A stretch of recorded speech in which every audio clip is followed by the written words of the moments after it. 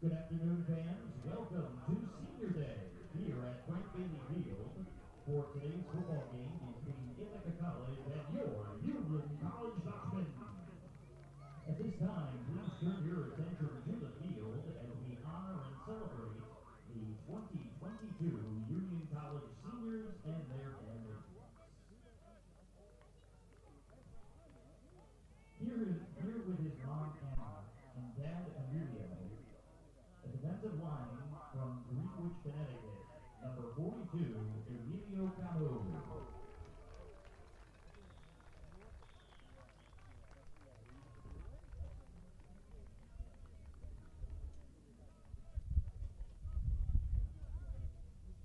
Here with his mom Barbara and dad Tom, as well as his sister Nicole, a linebacker from Hopewell Junction, New York, number 53, Thomas Cavallo.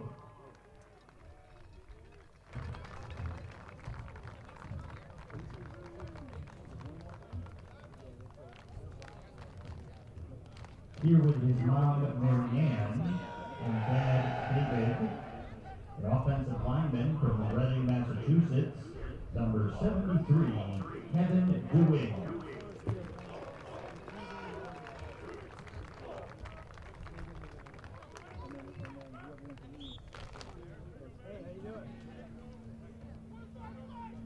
Here with his mom Betsy and dad Kevin, a defensive lineman from Madison, Connecticut, number 93, Jack Flanagan.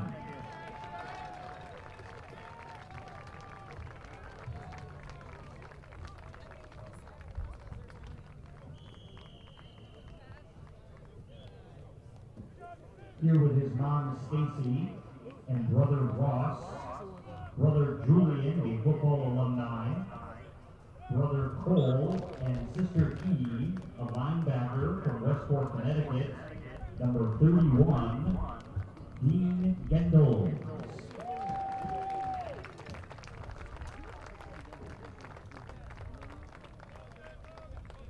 Here with his mom Michelle and dad Vincent, a wide receiver from Fort Johnson, New York, number 88, Andrew Giamo.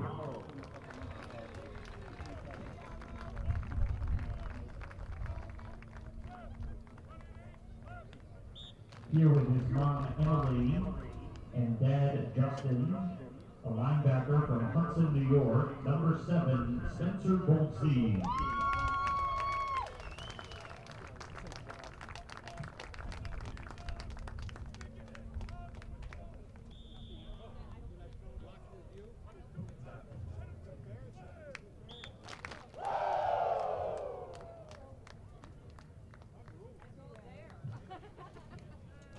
Here with his mom Penelope and dad John, an offensive lineman from Marblehead, Massachusetts, number 68, Jack Herman.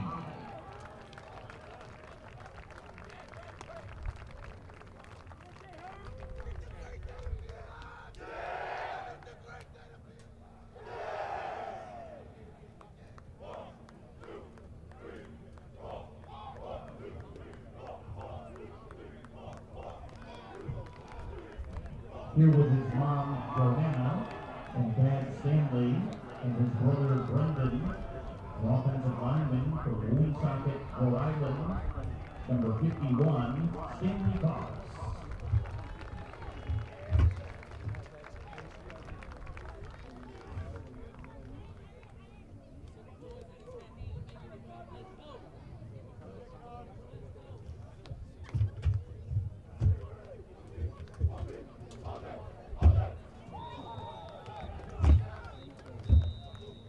Here with his mom Maria and dad Lewis and sister Daniela, a defensive back from Westwood, New Jersey, number 26, Christian Baines.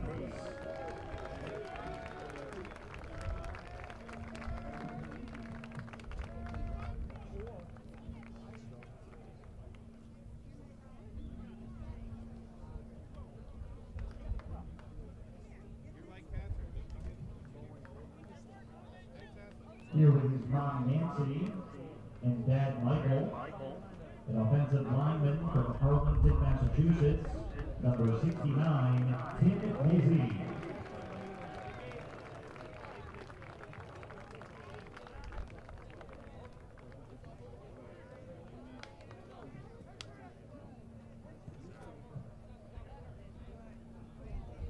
Here with his mom, Ann, and dad, Andy. From Brookfield, Connecticut, number 28, Connor McVeigh.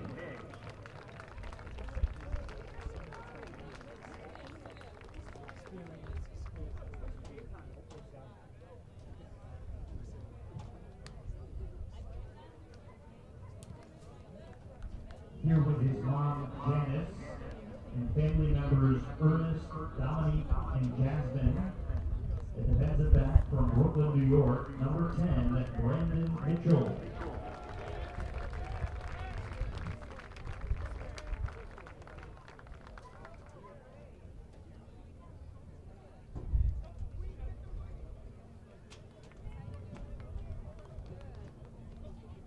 Here with his mom, Maureen, and dad, James, an offensive lineman from New Canaan, Connecticut, number 64, Seamus O'Hara.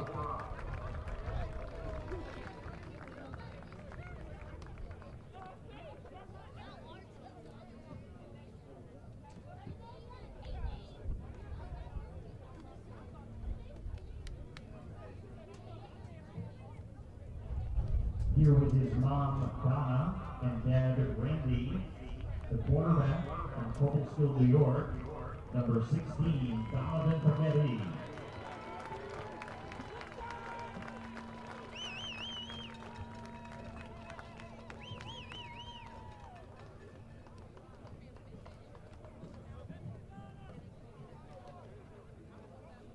Here with his dad, William, a linebacker from Richmondville, New York, number 38, Miguel Rodriguez.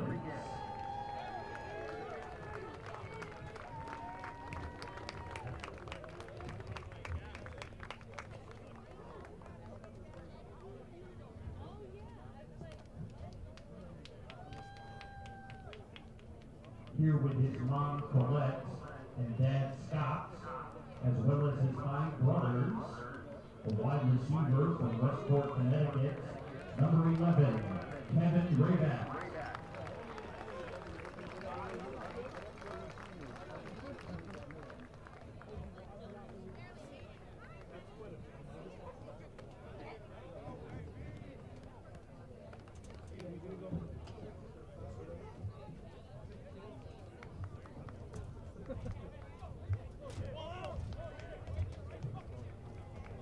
Here with his mom, Virginia, and dad, Charlie, as well as his brother and teammate, Tommy, an offensive lineman from New Rochelle, New York, number 56, Charlie Ryan.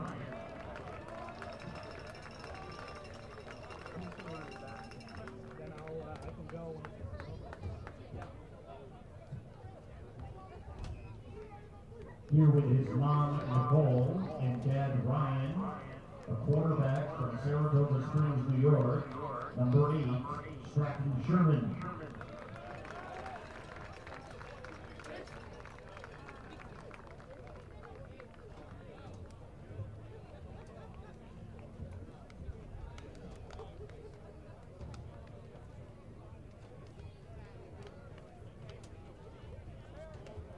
And this concludes today's Senior Day introductions. Let's give one final round of applause to your class of 2023.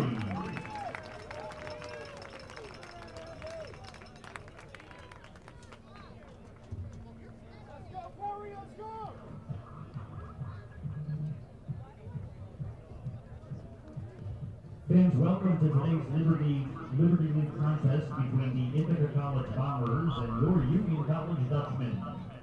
We want to extend a warm welcome to Coach John Audino and his family, and look forward to honoring and celebrating the contributions and impact Coach Audino and his family had on so many student athletes over his 34-year career. Welcome back, John, and Tina, and your family. Thank you for your incredible impact on so many students during your time at the college.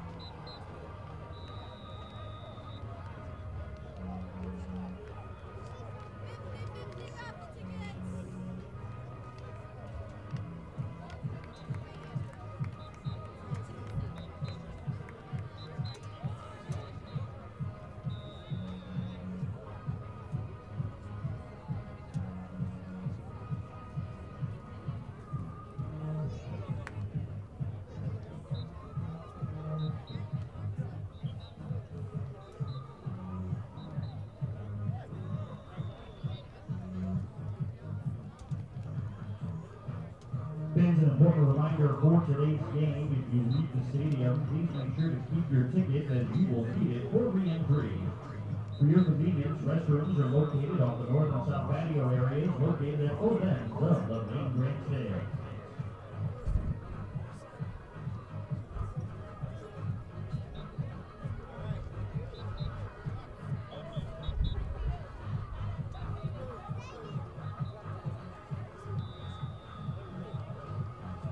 Just a reminder, fans, Union College is a tobacco-free campus.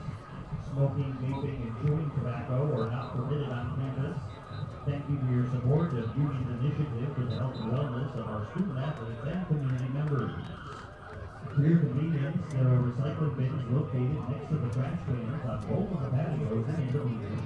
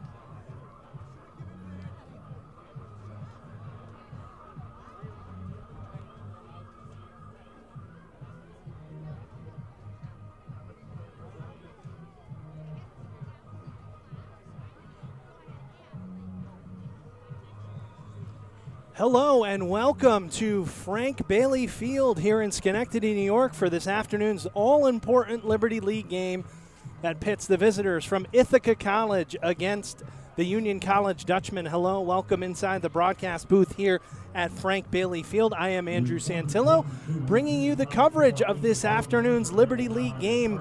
Major playoff implications on the line here as Ithaca wins the Liberty League for the first time in school history with a victory. They are 8-0, ranked, depending on which poll you follow, either 11th or 12th. So one of the top 15 teams in the country coming to Schenectady, New York to take on the Union College Dutchmen. It's senior day. That's why we're on a little bit early, and we hope you were able to view the senior day festivities as we had them coming to you as Ithaca is out on the field warming up. Union 6-2, and the Dutchmen still control their own destiny here with 2 games remaining, as if they defeat Ithaca this afternoon and then win next weekend in the Dutchman Shoes game against RPI, they will be Liberty League champions and represent the conference in the NCAA tournament. So basically, if Ithaca wins, they are the winners of the league. If Union wins, they would need to win next weekend as well to be Liberty League champions. Now, if Union beats Ithaca this afternoon and then loses to RPI next weekend, then it would be Ithaca who represents the Liberty League by way of their tiebreaker over RPI, which they won last weekend. That was a big game for the Bombers out in Ithaca, a 13-10 victory on the South Hill, which puts the Bombers in the driver's seat. Again, Ithaca 8-0 for the first time since the early 90s. And they come to visit Union College. And this should be just a tremendous matchup here, as both offenses average about 40 points per game. Both defenses very stout. And in fact, Ithaca's defense, one of the top 10 defenses in the country in terms of scoring points against, just 6.75 points per game. They've only allowed, the most points that Ithaca has allowed this season is 14. That was, I think, in the season opener against Bridgewater State. So a very stout defensive unit for the Bombers, and it's just a tremendous day for football. A little bit overcast, but the forecast is supposed to be in the 70s here in the first weekend in November. And just, terrific weather here. It's 68 degrees right now in Schenectady, New York. Andrew Santillo and Connor Collette here with you for this game, which really pits 2 just elite programs of the Northeast against each other in the Ithaca College Bombers and the Union College Dutchmen. These 2 programs have played 17 times previously, 4 of those times coming in the NCAA tournament. The Ithaca has actually won 10 of the last 11 matchups. The last Union win came back in 2019, and that was on the way to a 10-0 regular season for the Dutchmen. In the last game that these 2 teams played last season, Ithaca won. Both teams ended that meeting. Ithaca was 7-1. They won to go to 8-1. Union was 8-0 rather. They lost that game and they dropped to 8-1, and then lost the season finale to RPI last year to finish 8-2. But Ithaca won that game 26-7 last year at Ithaca. So this is just going to be a tremendous matchup here. Again, Union 6-2, but really probably a couple of plays away from being undefeated themselves. And their only 2 losses, Connor, they didn't score in the second half against Utica earlier in the season and then last weekend against Hobart. So they're really just a couple plays away from being undefeated themselves. Yeah, they've definitely had some tough losses. The Union defense has been amazing all season. They've been putting on, in these games, they're putting out their best. They're not letting teams score. In that last game that they lost, there was no scoring in the third quarter at all, and then there's just 1 late touchdown that got Hobart the win. But they're looking past that. Now they're playing the big dog in the league of Ithaca, one of the big dogs in D3 right now too. And it's a dangerous game. When you're on top, everyone's looking to take you down, and that's what Union's looking to do today. And speaking of on top, Ithaca has not won the Liberty League since joining the league.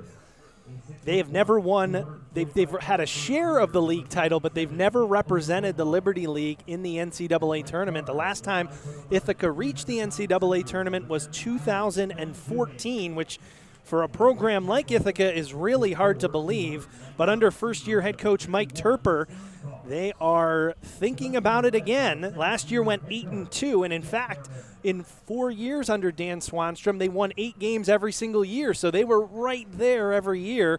And now with head coach Mike Turper, they are 8-0. They've won 8 games for the 5th consecutive season. So as you said, Connor, they are a team certainly that's been at the top of the standings. They've shared a couple of Liberty League titles and then not gone to the tournament based on head-to-head tiebreakers. So Ithaca knows what's at stake. In talking to Coach Turper earlier this week, he said, listen, we're not getting too far ahead of ourselves, but the guys in this program understand what the significance of this game means.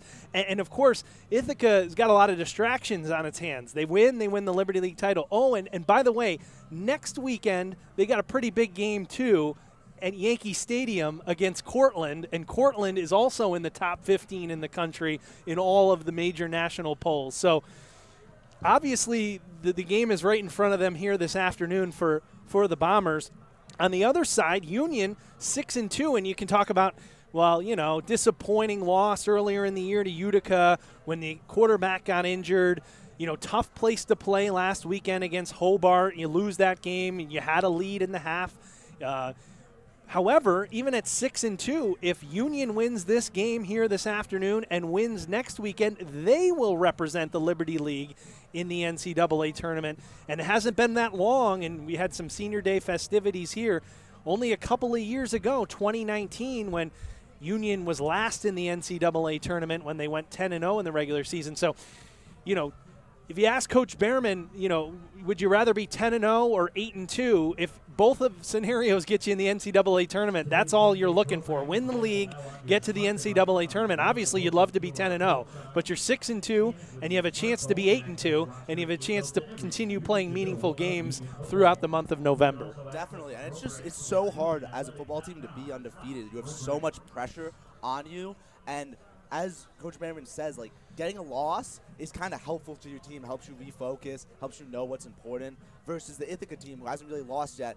It ends up leading you to kind of be a little bit scared of these losses and leaves you susceptible to lose some games. So it's definitely hard to be undefeated, but this Ithaca team has proved themselves so far, so they're definitely a worthy opponent. It is a great day for football. If you're just joining us, we came on the air a little bit earlier than normal with Senior Day festivities. We're about 15 minutes away from the kickoff. You'll hear from Union head coach Jeff Behrman before the game. Again, if you look at these teams on paper, obviously Ithaca's 8-0, Union 6-2. But when you look at it, Ithaca's offense, 40 points per game, 400 yards per game, 200 pass, 200 run. And then you flip it over and look at Union's offense, 38 points per game, 400 yards, nearly 200 yards passing, 200 yards running. I mean, they're almost identical statistically on paper offenses. And then you look at the defenses. Ithaca's defense has the edge in scoring. They allowed the sixth fewest points in Division III in the country at just under 7 points per game. But they only allowed 214 yards, 134 passing, 80 rushing. Now look at the Union defense. Only 14 points per game, 250 yards allowed, 259 yards allowed, 168 pass, 91 run. So both teams hold their opponents under 100 yards rushing, and that's going to be the key, while their offenses average over 200 yards rushing. So maybe who can run the football here this afternoon is going to tell the difference in this game, because both teams are going to look to establish the run, and so both teams average over 200 yards rushing per game, and so I talked to Ithaca coach Mike Turper earlier in the year. Early in the week, I should say, not early in the year, earlier in the week. And he said in these big games, it's really about running the football.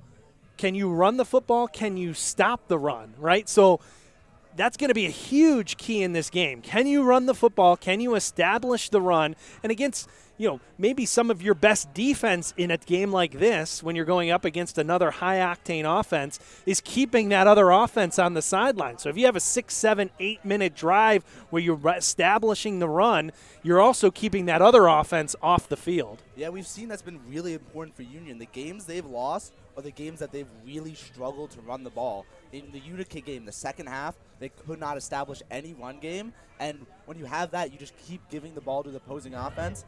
And when that opposing offense gets so many chances, the defense can only hold on for so long until they're going to let up a score. Another similarity is in the season scoring. Obviously, we talked about points per game, but if you look at the overall scoring, Ithaca has scored 318 points. They've only allowed 54. Union has scored 300 points, so only 18-point difference over a whole season's worth of games. They've allowed 108 points. So, there's Union's plus 200, almost 200, and Ithaca's over plus 200. So both of these teams, not only are they winning, they're winning big. Now, Ithaca didn't win big last week against RPI. It was 13-10, and Union lost by 2 points. So both teams are coming off of a tight scoring game, but they haven't played too many tight scoring games.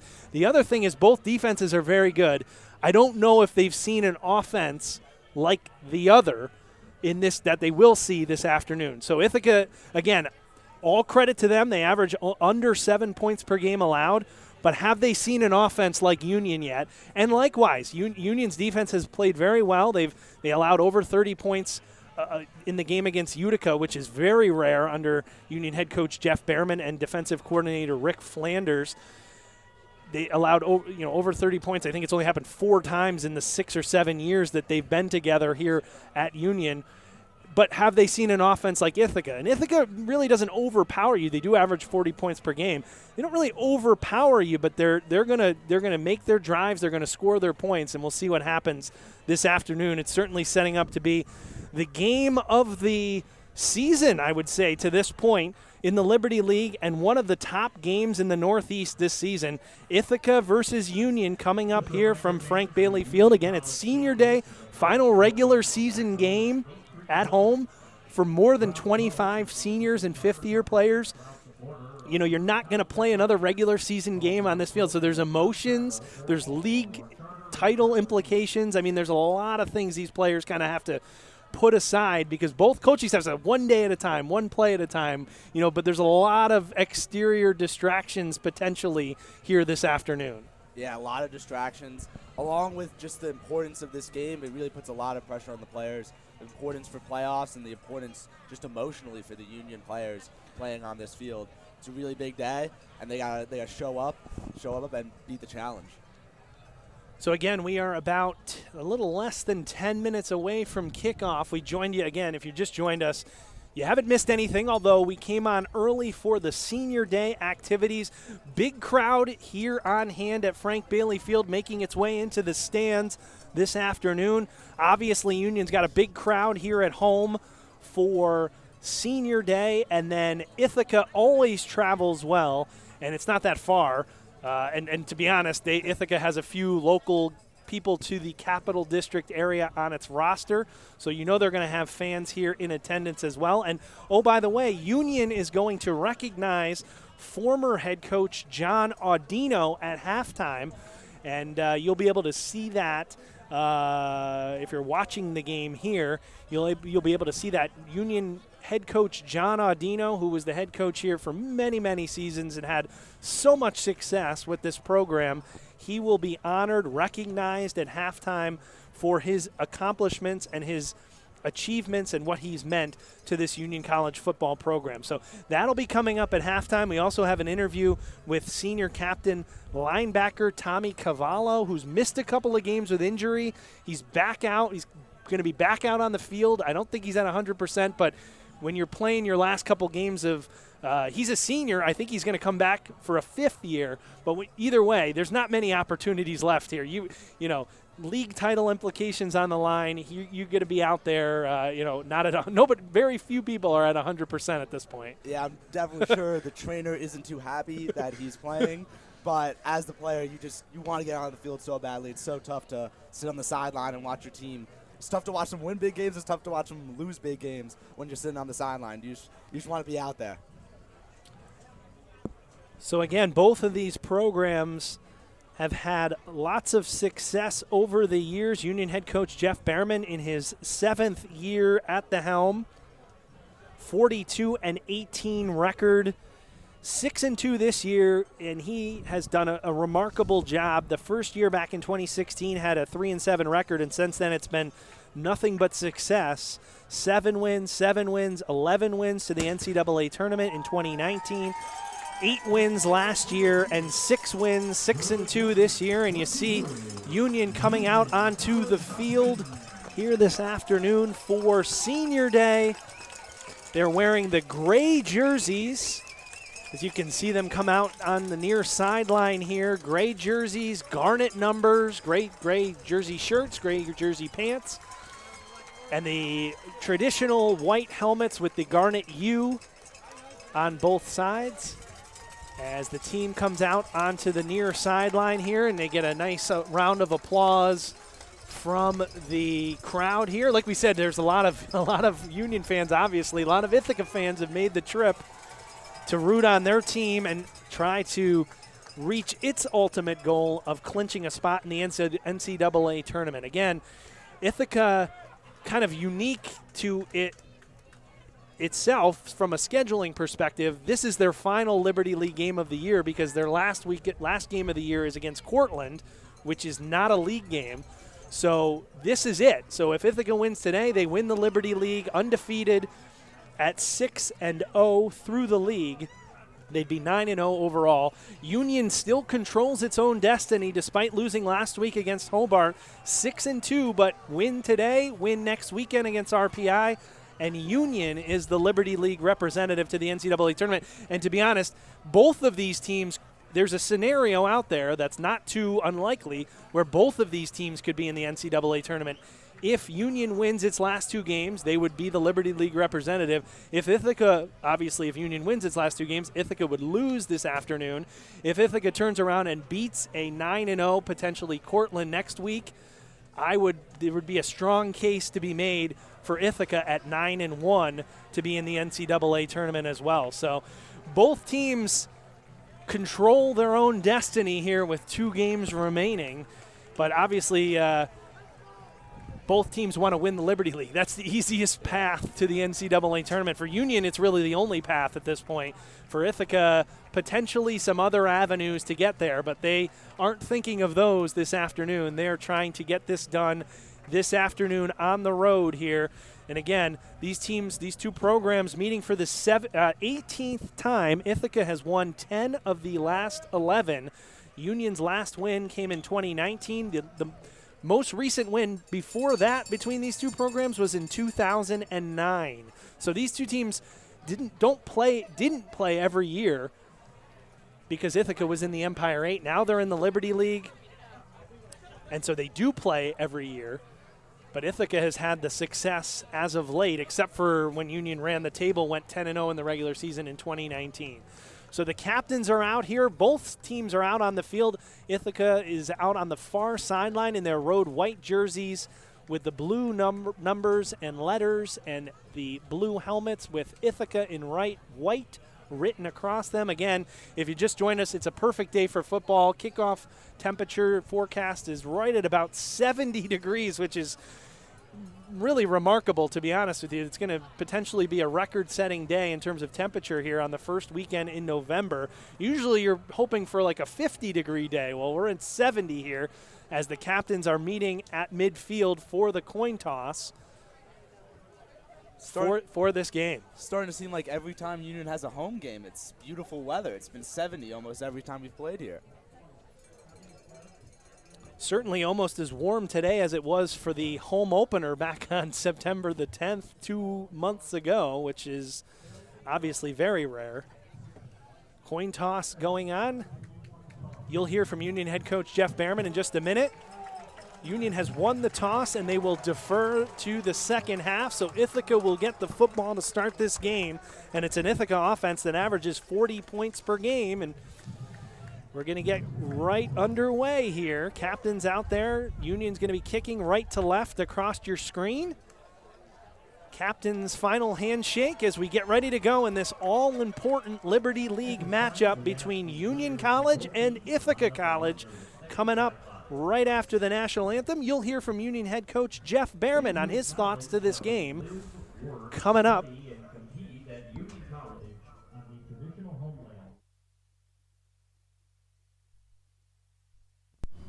Joined, as always, in the pregame by Union head coach Jeff Behrman. And, Coach, 2 games remaining in the schedule. If you guys win out, you can still win the league, get to the NCAA tournament. What's been the message this week to the team? Just take one day at a time right now. That's it, and that, we control our own destiny. We're in that position to control it. So, just take one day at a time. And right now, relax, let loose, and have some fun today. I mean, this is going to be a pretty good matchup here. Ithaca is ranked in the top 15. They average about 40 points a game. So do you. You guys only allow about 12 or 13 points a game. They only allow about 7 points a game. What do you see maybe as the difference between these two teams? I think it just who has the sustainability, who can play the entire game, who can start to finish, stay consistent, and deal with the adversity, because there's going to be adversity in this game for both teams. So who can handle that, who can respond the right way, and who outlasts the other. And finally, it's senior day. You got a lot of seniors and fifth-year players on this program, on this roster. What does this class mean to you in particular? You've coached them all the way through here. What does it mean they're playing their last regular season game here at Frank Bailey Field? Yeah, it's obviously it's an emotional one, right? It's bittersweet in the sense that they're going to be moving on to bigger and better things, as they leave. But they've meant so much to myself personally, and then our program as a whole. They've got us through the COVID years, and there's been a lot that's been put on their plates that they, the kids before them didn't have to deal with. But they've shown tremendous resilience and tremendous leadership, and for that I will be forever grateful. Thanks, Coach. Best of luck. Union and Ithaca coming up after this.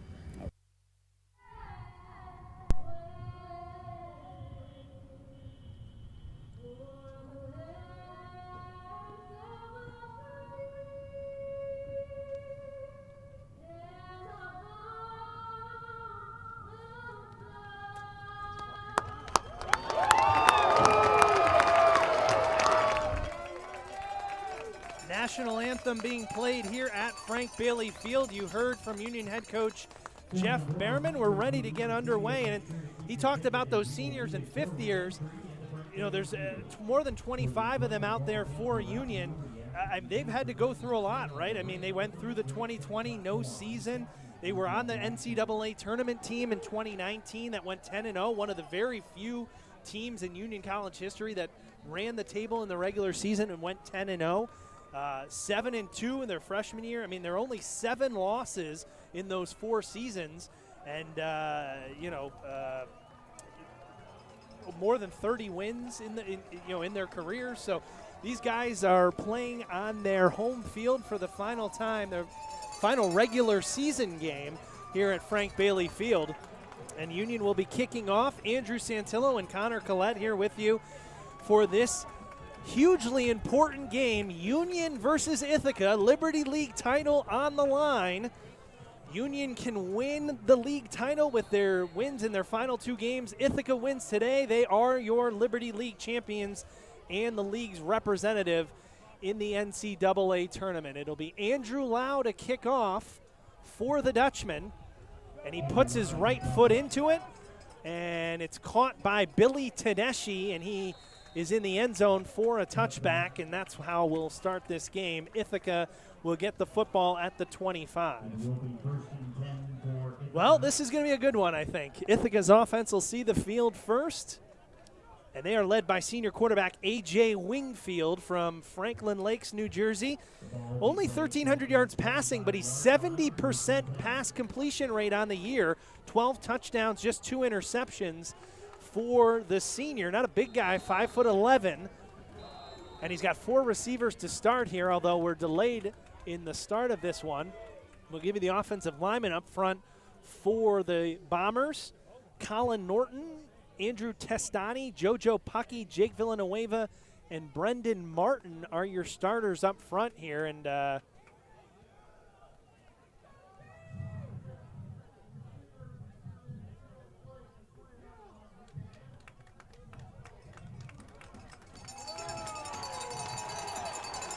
wow, and so a big break there early.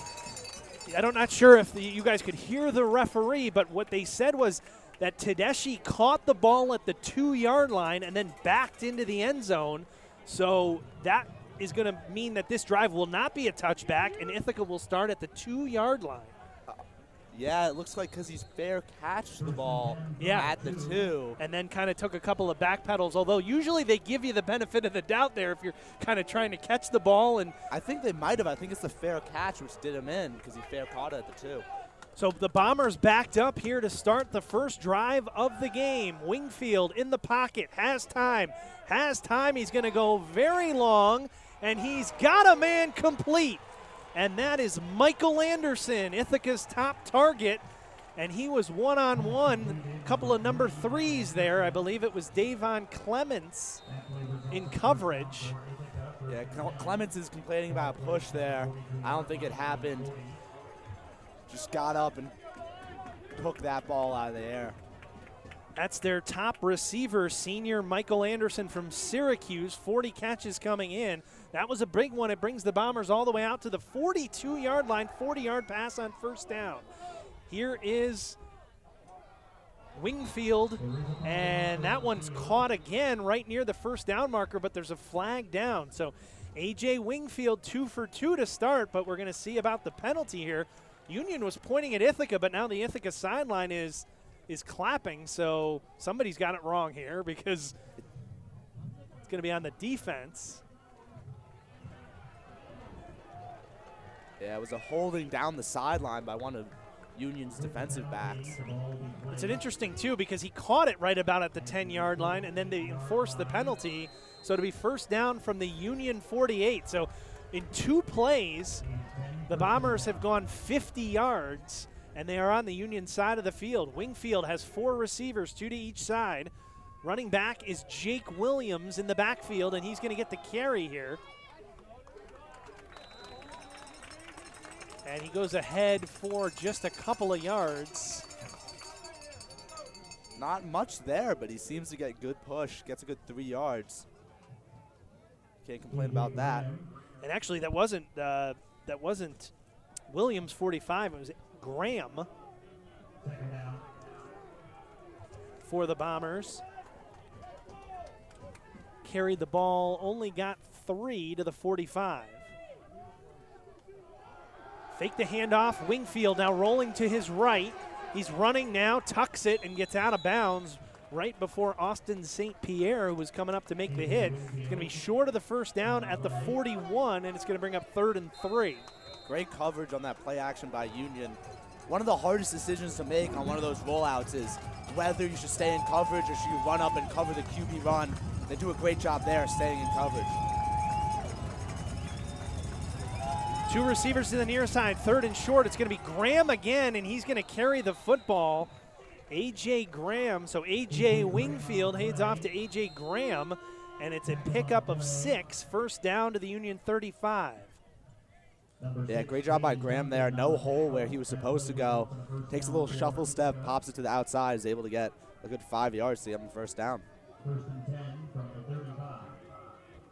First down and 10 for the Bombers at the Union 35. First drive of the game here. Ithaca started at its own 2-yard line. They're going to fake the handoff. Now Wingfield rolling to his right, and he's going to throw it into the sideline. And we get a late flag as Wingfield got knocked down by Jaden Duncan. Duncan has done a nice job being thrust into a starting role, but on that play, I think he's going to get flagged for a late hit on the quarterback.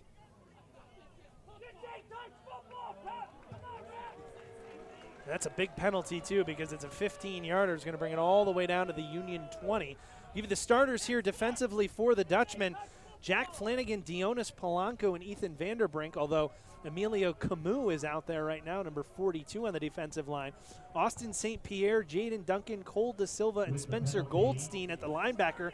Expecting to see senior co-captain Tommy Cavallo back in this week after dealing with an injury. And in the secondary, Christian Mays and Azari Lewis are the cornerbacks. Davon Clements and Nathan Sullivan are the safeties for this Dutchman defense, which averages just 14 points allowed under defensive coordinator Rick Flanders. Direct snap here, bouncing it outside, still not going down, but now he will after it seemed like everybody on the Union defense got out to tackle Jalen Leonard Osborne.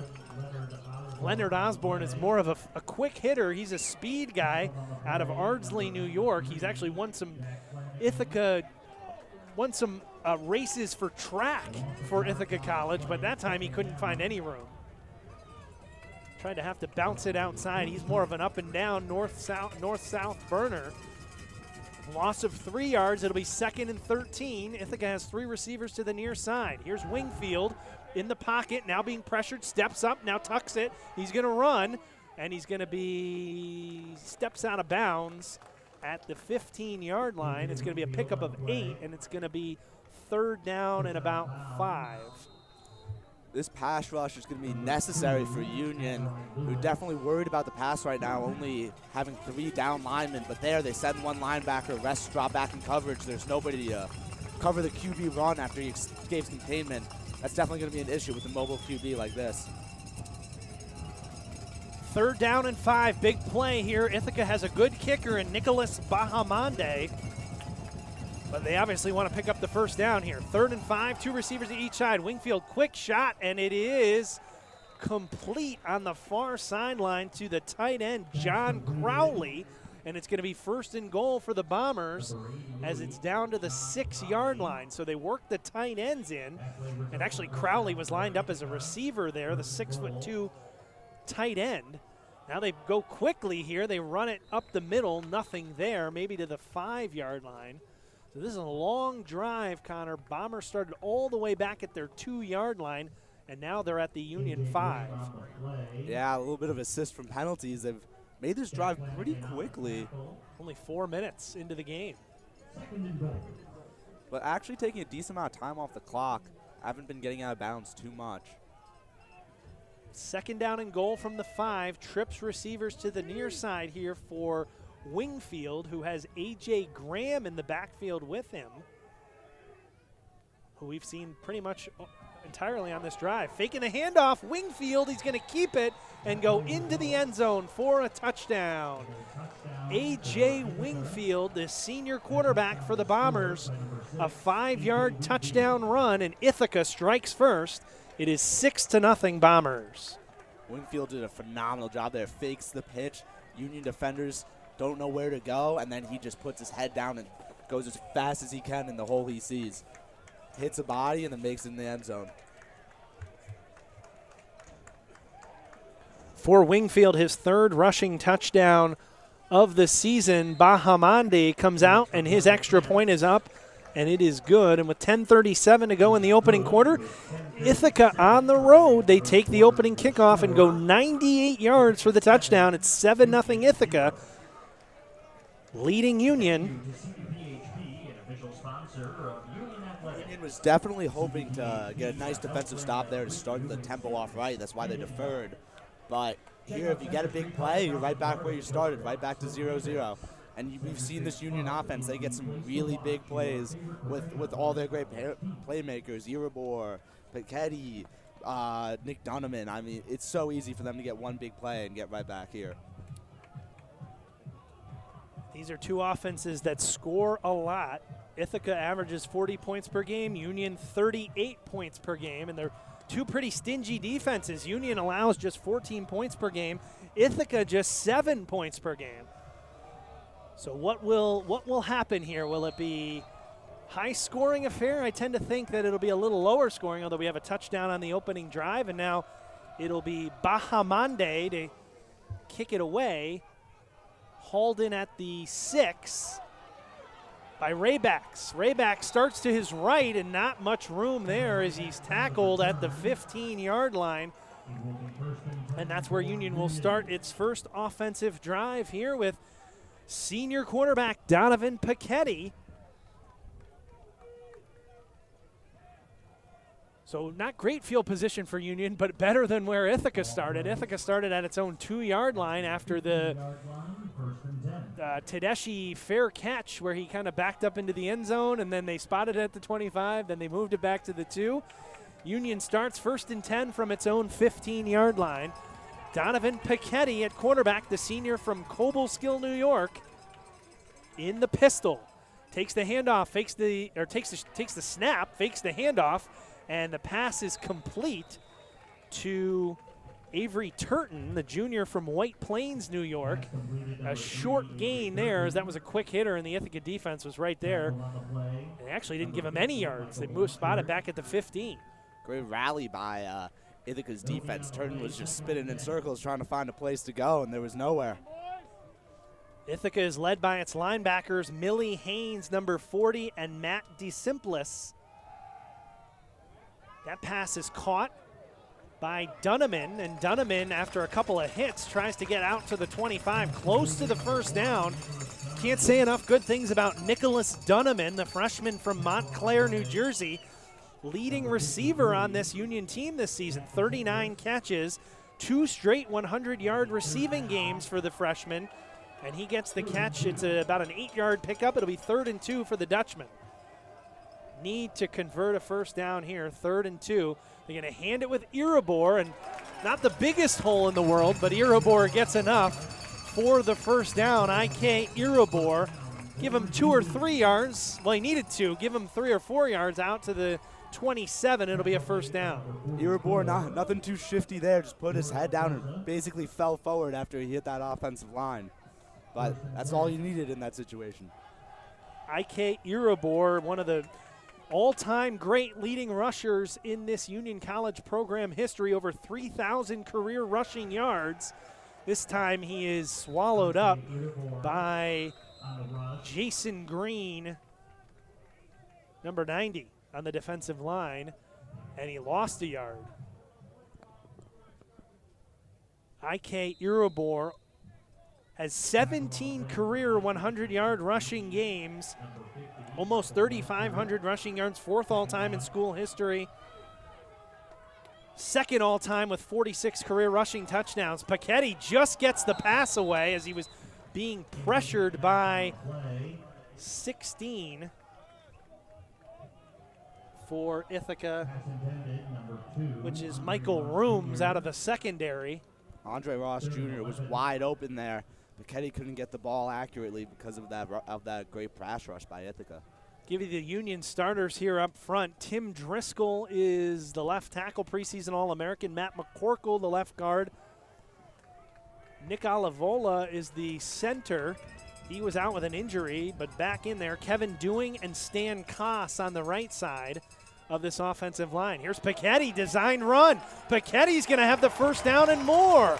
And Donovan Paquetti all the way out past the 40-yard line, a 15-yard pickup on 3rd down and 11. How do you like that call? That's an amazing call. Ithaca's sitting back expecting the pass, and when those defensive linemen think it's a pass, all they're going for is the sack. They're not looking to play the QB run. He steps back, puts his arms up to fake the pass, and just goes through a wide open hole in the middle.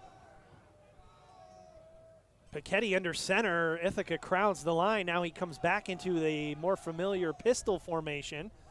Bit of a low snap, and there's a flag down. Take a look at the skill players for the Bombers. The tight ends have been Garrett Cafaro and Kyle Webster. And they say it's a kind of a false start here. Nicholas Dunneman, who has a reception. Andre Ross Jr., receivers. Irabor, you'll see all the stable of running backs. IK Irabor, Michael Fiore, Jonathan Anderson, and probably even Joseph Ferreira, as Union has a lot of guys that they trust with the football running the ball.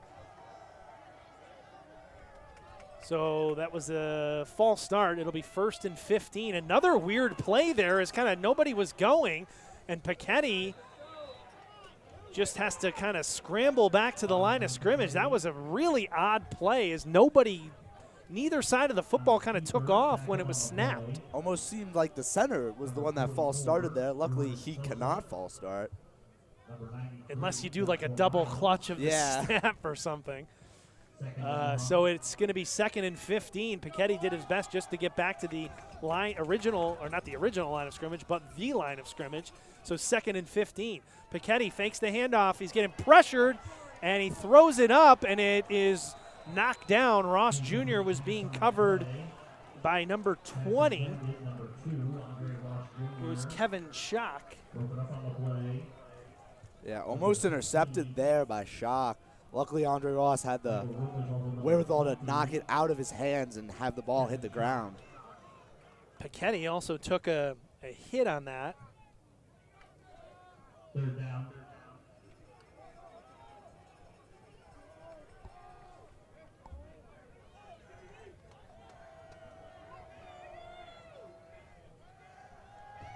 Paquetti in the pocket, 3rd down, and that pass is incomplete. Again, being pressured by that Ithaca defensive line.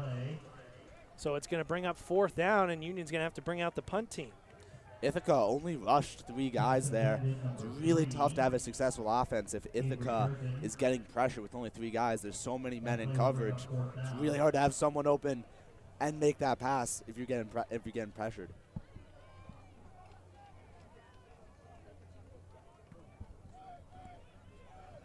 Punt is away from Lau. It takes a Union hop as Andrew Lau, that one's going to roll all the way down to the 10-yard line. The junior from Westport, Connecticut, averages just 39 yards a punt, but a nice roll there as it goes all the way down to the 10. And with 6:56 to go in the opening quarter, Ithaca is going to get the football back, leading 7-0.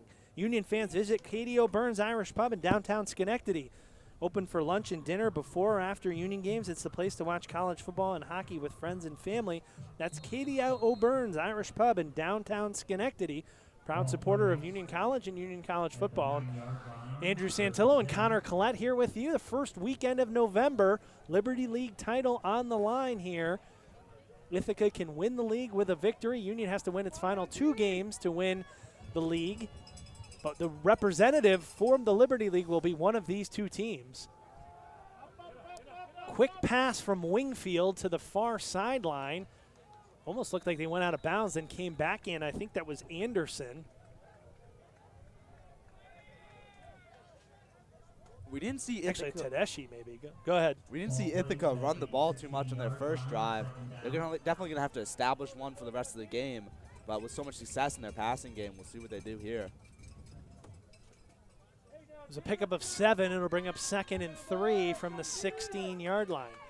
Shotgun snap. Wingfield hands it off and getting close to that first down marker, but there's a late flag that comes in as it was A.J. Graham again. Ithaca has a stable of backs in Jake Williams, Jalen Leonard Osborne, but we've seen A.J. Graham here so far in this first quarter. It's going to be a face mask on the offense. It's definitely an interesting call. Don't see those too often. We were talking about the similarities between Union and Ithaca, and just like Union, Ithaca's got a stable of backs and makes their offense really dangerous. So the face mask is going to back up Ithaca. It should be a half the distance to the goal type scenario with the ball inside the 20. Going to bring up. Just turn the dial-it down back to first down, but it should be 2nd down and 11. And I think they're trying to get things straightened out here. Be 2nd down and 11 from inside the 10 for Wingfield and the Ithaca offense. Sun's starting to break through some of the clouds here. It's 70-degree day here. Wingfield's going to put it up. He's looking deep, and it's over the head of Michael Anderson, but running right with him was Christian Mays. So Union's usually known for more of the offensive deep threats or deep shots, but Ithaca's taken a couple here in this first quarter. Yeah, they had one successfully, which dug them out of the same deep territory they're in now. We'll probably see them go for another shot here at 3rd and 11 right now, deep in their own territory. 3rd down and 11 from inside the 10 for A.J. Wingfield and the Ithaca offense. Ithaca being coached by first-year head coach Mike Turper. 8-0, first year, hasn't lost a game as the head coach of the Bombers. Here's Wingfield. He's going to tuck it and roll to his right. And now he tries to flip it ahead, and it's incomplete. He was looking for Crowley. Crowley tried to get 1 foot down on the sideline, but they're going to say it's incomplete. It's going to bring up 4th down. I think it would have been brought up 4th down either way, but they tried to get a couple of yards on that short pass. But it's going to be a punting situation for the Bombers. Ithaca's loving that play action. Well, hasn't been too successful so far. It's the 3rd time they've run a play action rollout like that. But Union's doing a great job staying in their zones and not letting the QB complete a pass by moving and trying to tackle him.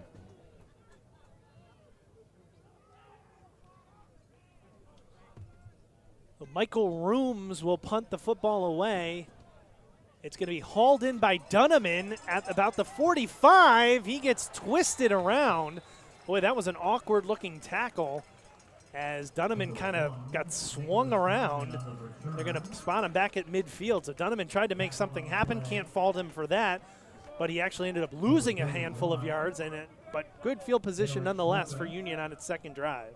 Yeah, he was really close to breaking that on the outside and getting a good extra 10 yards.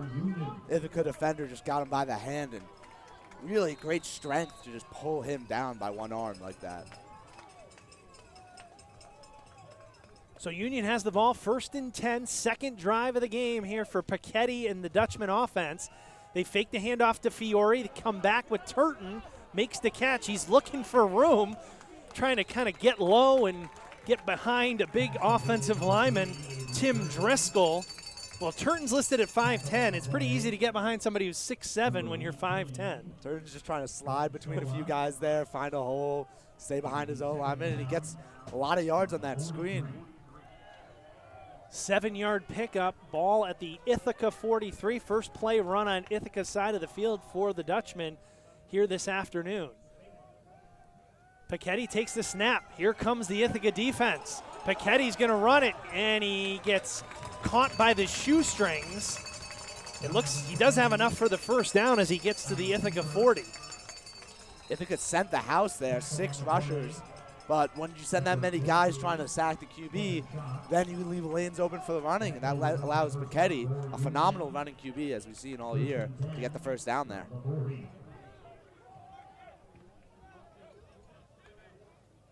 So 1st and 10 for the Dutchman. Ball at the Ithaca 40. Paquetti again under center. Now options or audibles out of it. Just trying to, I think, see what this Ithaca defense is going to do with the various looks. This is going to be a run from Paquetti. And Paquetti is going to get maybe 4 yards to the Ithaca 36. We'll give you the starters for the Ithaca defense. Owen O'Neill, Jordan Sosa, Jason Green, Michael Blanchard up front. Linebackers are Haynes, DeSimplis, and Jason Haber. And then in the secondary is Tommy Moran is out there now. Michael Rooms, Derek Slika, and Tamir Rouser. Also a Cap Tekor, a couple of the guys that play in the secondary. This is Fiore busting through and getting close to a first down. That's one thing we see Union do phenomenally. Their running backs, they'll hit people, but as soon as they get stopped, they don't stop. They just keep moving. They twist, they turn, they fall forward. Those extra 2-3 yards are so crucial in tight games like this. Now you have a very manageable 3rd and 1, 3rd and half a yard situation. Again, they option out or audible out of the Paquetti under center. 3rd and 1, and Paquetti's going to run it again. He puts his head down, takes a big hit there from Jordan Sosa and Matt DeSimplis, but he's got enough for the first down. We talk so much about all these Union running backs being threats, but Donovan Paquetti at 6'4", 215 is almost a running back threat in himself, which just makes it so hard for the Ithaca defense to keep track of all these playmakers. Under 3 minutes to go here in the opening quarter, 7-0 Ithaca. They took the first possession of the game, 98 yards, and it was a A.J. Wingfield 5-yard rushing touchdown that put the Bombers in front 7-0. Looking in the near side here with Ross Jr., and he's got a catch tackled by Haber and Tommy Moran. And it's a pickup of about 8 on first down to the 21. Union's first completed pass that's not a screen so far, and it goes for good yardage now, 2nd and 2.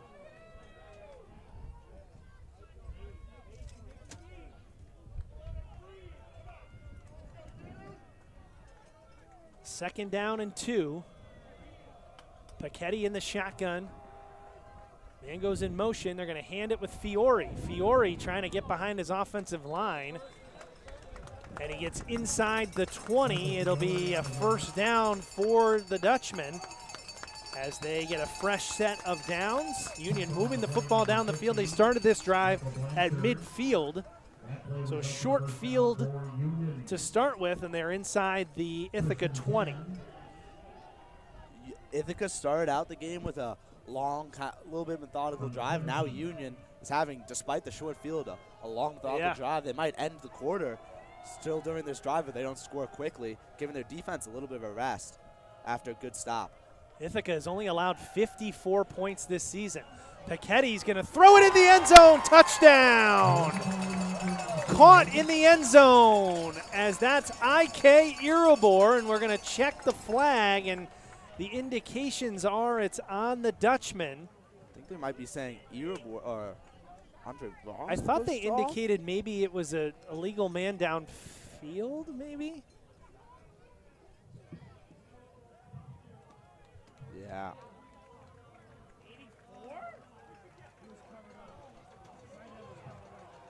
So basically a formation call there, as they said 84 Kyle Webster was covered up and then went out for a pass, is what it sounded like. Really interesting call, especially for a tight end. At the 23-yard line. Great So that's catch. just basically an alignment issue. Yeah. You can't have he can't be covered up and then go out as an eligible receiver. Yeah, so despite somebody wearing just an has to eligible line up in number, a somebody just has to line up in a different spot. It's a really good catch by the ref to see that happen. So it erases the touchdown pass from Pichetti to Iribor. Now they're going to run with Iribor, running left, trying to shake off a defender. He also had Stan Koss out in front of him, pulling from the right to the left side. Short gain for Iribor. But that was a huge penalty. Obviously a huge penalty, as it takes the touchdown off the scoreboard. Now they're stuck at 2nd and 12. A little bit of a tough situation here.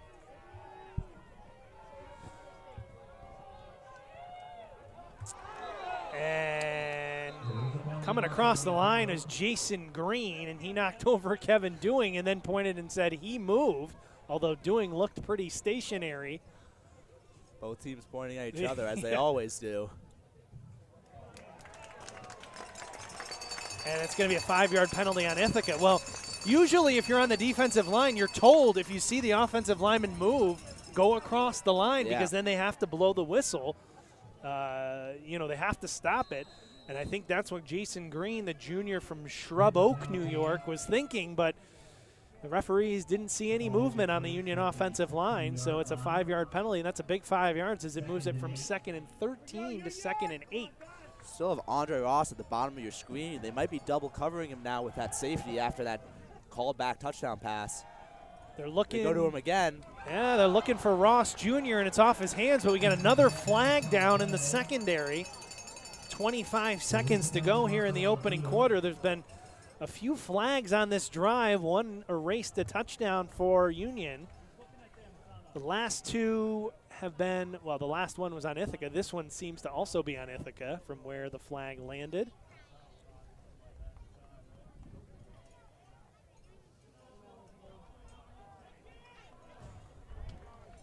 Oh, never mind. It's on Union again for an ineligible man downfield. Sometimes you get that with this run play option because the offensive line doesn't know what's happening, right? So if you fake the run and then the play takes a long time, the linemen are thinking, what's going on?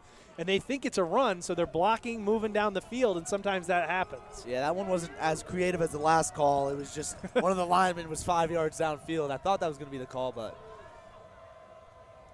3rd down and 8. Pichetti shuffles it off for Iribor's. Got to get to the line. He gets over a man. Touchdown! IK Iribor goes airborne into the end zone for a touchdown.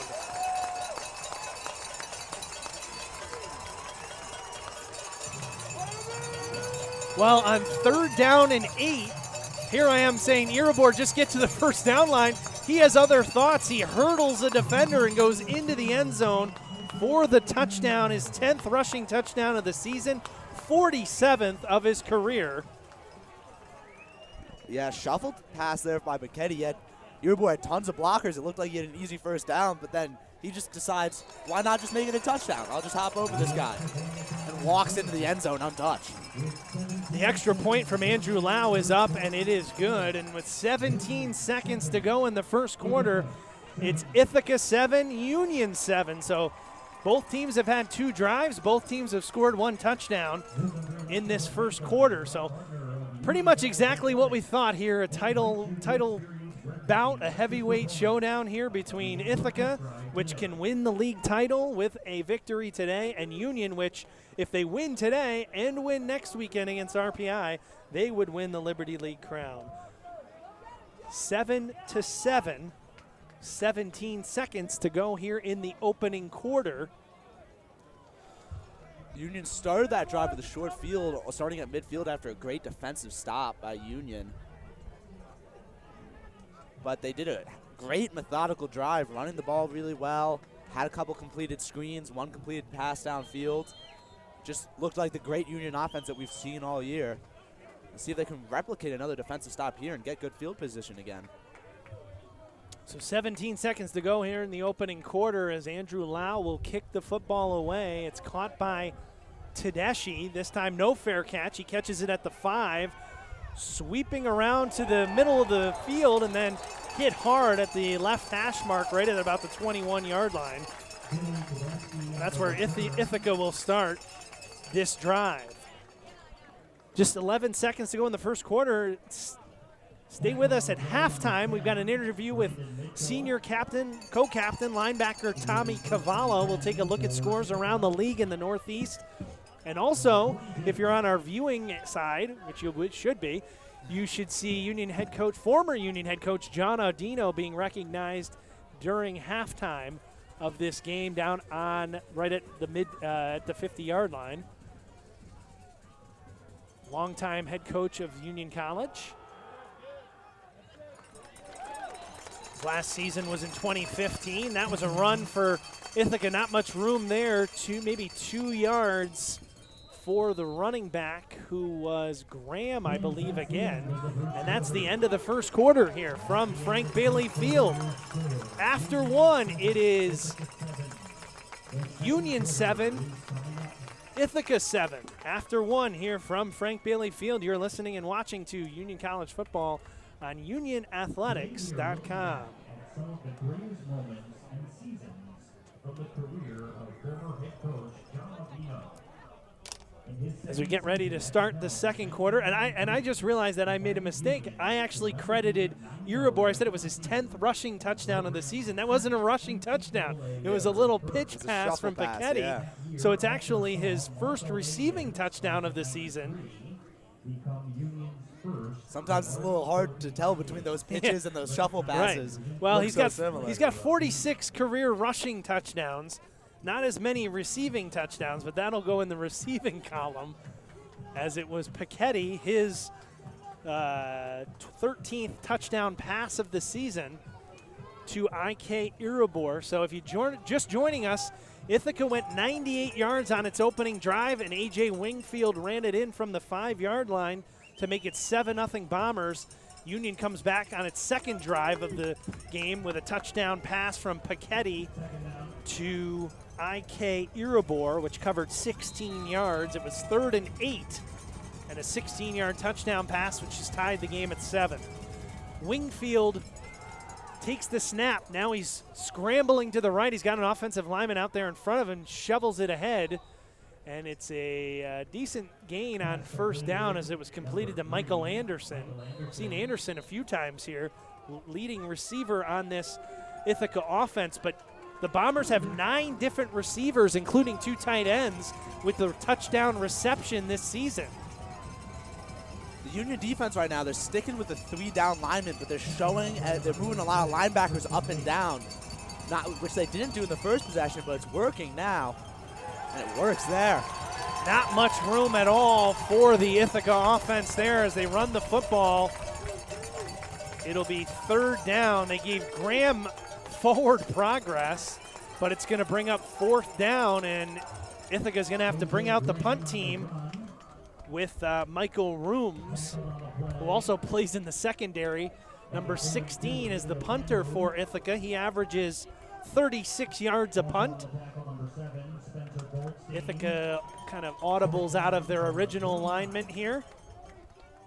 Union has 2 players back on their side of the field awaiting this punt from Rooms. Rooms boots it away, It is a short punt that rolls out of bounds. Union's going to have good field position. Wherever they mark this, it'll be at the 45-yard line. That's where Union will take over when we get going once again. But for right now, Union fans, Brown Coach is the official charter company and a proud supporter of Union College athletics. Call Brown Coach or Brown Travel for all of your charter and travel needs. That's Brown Coach, a proud supporter of Union College football, and Union College athletics. After the first touchdown that Union led up on a long drive, now they've had 2 3-and-outs, which gave their offense great field position on the last score. And now they have slightly worse than last time, but it's hard to call your own 45 bad field position. 5 yards back from where they started their last drive. Here's a pass complete to Nicholas Dunneman, and Dunneman gets 9 yards to the Ithaca side of the field to the 46, and Paquetti to Dunneman. That's been a connection throughout this season. The freshman making an impact, and another big catch there.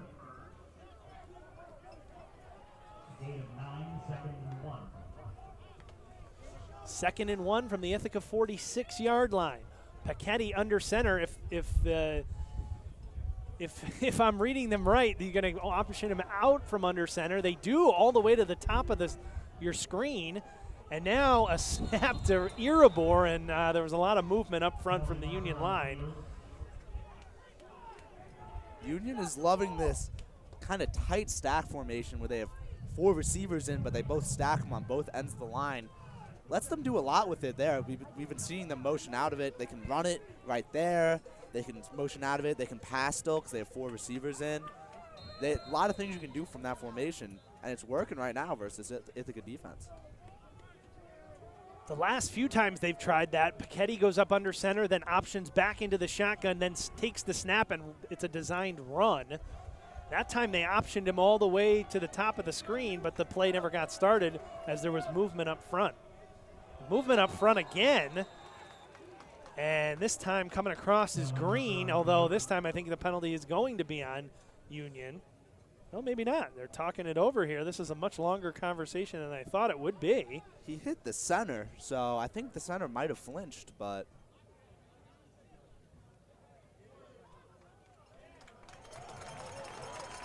wow. They actually called delay of game on the defense. I think you might be right. I think the center, the offensive linemen are allowed to kind of turn around and before they fully get set. But to me, that looked like it was a false start on Union. And it's the second time Green's come across, and he's been penalized both times. Yeah, the center definitely has a little more leeway on his movement, so I think that's what kind of saved them there. They motion Paquetti out again, going to the Wildcat. They've got Irabor set up in the shotgun. They actually get this one run. He's got the football. He's got the first down, and he's still on his feet here as they get all the way down inside the 40 to the 37. It'll be a first down for Union. So it didn't work the first time. They go back to it, and Irabor is able to pick up the first down. So it was 2nd and 1. He had a penalty on Union 2nd and 6, penalty on Ithaca 2nd and 1, and they get enough yardage for the first down to the Ithaca 37. I guess Coach Behrman was like, the design runs from Paquetti are working. Why not throw Irabor back there? Paquetti back in his normal spot in the shotgun. He's got time. Now he's going to pull it down. He's going to look to run. He doesn't really have much room, and he's going to be tackled by Jason Green. Green slams him down. It'll be a loss of 2, and it's going to bring up 2nd and 12 back at the 39-yard line. Tim Driscoll made a great block there, coming off a guy, helping a guy in the middle, turns around and helps the tight end, makes a block and saves Paquetti from a sack earlier, lets him get back towards the line of scrimmage a little bit more. 2nd down and 12 from the Ithaca 39. Takes the snap. Pass, little bubble screen complete to Dunneman. Dunneman working down some blocks, and he gets to the 32-yard line. It'll be a pickup of 7, and it'll make it 3rd and manageable here, 3rd and 5. It's definitely a dangerous pass. Ithaca's Jason Harbour was there, but he went for the ball instead of going for Dunneman, and then lets Dunneman get a good 5 yards on that play. This is probably 4-down territory here at the 32. This would be a 49-yarder. Lau has had a good season, 5 of 7 on field goals, but his longest has been 39 this season. And Ithaca, and a player goes down there, 92.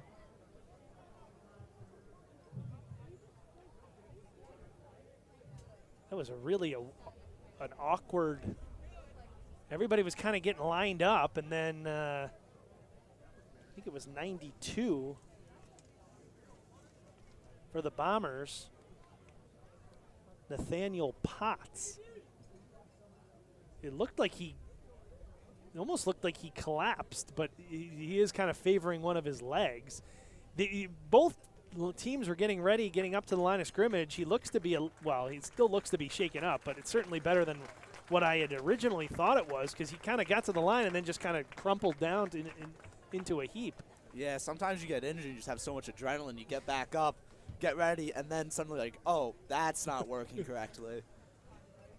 Some of the Union fans were not happy because Union was getting up to the line on 3rd and 5, and this gives the Ithaca defense a chance to kind of catch its breath on a big 3rd down, although Union also gets to talk it over here. This important play as head coach Jeff Behrman and offensive coordinator Travis James are huddled up with the offense. Now Union back out onto the field. Ball is at the far hash at the 32-yard line. 3rd down and 5 for the Dutchman. 7-7 game here early in the second quarter.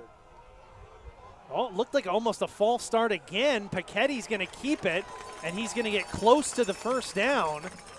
I think he's going to be a little short. It almost looked like another false start by this Union offense is Stan Koss, and they're actually going to give him the first down. Yeah, it looked like they were short. And I think Coach Chirper on that far side is not happy, as I thought Union had a false start, and then I thought they gave him a favorable spot on top of that. Yeah, the spot was definitely helpful there. The far sideline ref gave them the first down. So Paquette starts under center, now heads back to the shotgun. They've got 4 receivers to the near side now as they try to get aligned correctly. Paquette runs it. He's got a lot of room. Touchdown! Donovan Paquette on the QB keeper all the way for the touchdown. That's a great play call. You've already had the motion. You've been confusing them a little bit with this Paquette run, but you put 4 receivers to one side. It's a hard thing to do alignment-wise because you have to have the right guys on the line and the right guys off the line, which can be very easy to mess up. But there, you rarely see 4 receivers on one side. It confuses the Ithaca defense. And Paquette he's in the secondary before you know it, untouched, and just finishes his run and gets in the end zone. Huge play from Donovan Paquette, the senior, on senior day. Andrew Lau's extra point is up, and it is good. And with 9:38 to go in the first half, it's Union 14, Ithaca 7, after the 27-yard touchdown run from Cobleskill native Donovan Paquette, his 4th rushing touchdown of the season, puts Union in the lead for the first time in this game. So both quarterbacks with a rushing touchdown in this first half. Union was down 7-0. Back-to-back touchdowns for the Dutchmen have them in front 14-7. Union fans, be sure to stop by the Center Street Pub located at 308 Union Street in Schenectady, featuring TVs to watch all of your favorite teams, great food, and live entertainment. Center Street is a proud partner of Union College Athletics and Union College football. That's the Center Street Public House and Garden located at 308 Union Street in Schenectady. So after the 27-yard touchdown run from Donovan Paquette, it's Ithaca who trails for the first time in this game, and they'll get the football with 9:38 to go in the first half after it's kicked off here by Andrew Lau. Lau with a short kick. It's fielded at about the 21 by the up man. One of the up men, that's 43. Luke Burns. Best field position that Ithaca's had in actually all game for starting field position. Yeah, they've had a couple of drives start inside the 10, including their touchdown drive, which started at their the Bombers' own 2-yard line. This is much better at the 35-yard line. Bombers trailing for the first time in this game. Union leading at 14-7. The Liberty League trophy is in the house, the plaque. We can see it right next to us here up in the press box. They've got the trophy just in case it's needed this afternoon. The Bombers win. They are the Liberty League champs. Here's Wingfield, drops back. Now he shovels it ahead for Anderson. Anderson with a lot of green in front of him, and he gets all the way onto the Union side of the field to the inside the 40. Not the biggest play of the game for the Bombers, but Anderson has been responsible for every big play in this first half for Ithaca. Also on the tackle, number 4, Nathan Sullivan. Wingfield takes the snap, fakes the handoff, has all day in the pocket. Now he's running out of time, and he's going to throw it away over the head of Anderson. And Union Sports Information Director Steve Sheridan is giving us a nice nugget here. This is the first time Ithaca has trailed all season, as the Bombers are 8-0. Haven't been in many close games. They were in a close one last week against RPI. They won that game 13-10 on the South Hill. This was what I was talking about earlier, how it's kind of hard to be undefeated. They don't have any experience trailing in games so far, so this is new for them, and it's very, very intimidating as the Ithaca team. Wingfield hands it off, and this is Graham running to the left. Not a lot of room there. Austin St. Pierre, all-conference linebacker, up to lead the way for the Dutchman defense. It's going to bring up 3rd and long here. We talked about it in the pregame, but Ithaca has not been able to establish a run game, especially after the first drive. Even on the first drive, it was mostly passing for them. But Union has, and that's been the difference in this game so far. Both of them have had some success passing, but Ithaca hasn't been able to run at all. Union crowd getting behind its defense here on 3rd and long for the Bombers. Crowd, the bleachers are shaking here at Frank Bailey Field. Wingfield takes the snap, throws it, got a man complete, first down. Ball comes out of there, although they're going to say he was down. It's the tight end, senior John Crowley from Victor, New York, with a big catch. He's a big target, too, 6'2", 225, listed as a tight end. Has been lining up in the receiver spot. First down for the Bombers, and they get quickly to the line. Wingfield takes the snap, hands it off for Graham. Graham knifing through the line of scrimmage, and he's inside the 10-yard line. It's going to be 2nd down and short. Union defense, this has kind of been their bread and butter during the season in their own red zone. They've had a lot of success stopping other teams, holding them to field goals or field goal attempts. They let up the first touchdown, but we'll see what they can do here. They said that, the PA said that was Jake Williams. I believe it was A.J. Graham who's still in there. They faked the handoff to him. Here's Wingfield. Wingfield slings it to Anderson on the near side. Anderson twisting, turning, and he is going to be down right at the 1-yard line. It's going to be 1st and goal for the Bombers. Midway through this second quarter. Tackle on the play, number 31, being number 38, Miguel Rodriguez. Here's Wingfield. He's going to hand it off. It's actually Jake Williams wearing number 12, and they're going to go in for a touchdown. A late flag flies. So Williams, we just got word he is wearing 12, normally 45. He is their number 1 running back from Rivervale, New Jersey. Leads the team in rushing with 514 rush yards.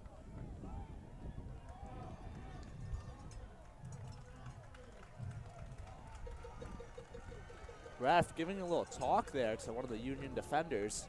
They called a dead ball personal foul on 93 of Union, Jack Flanagan, so the touchdown is good.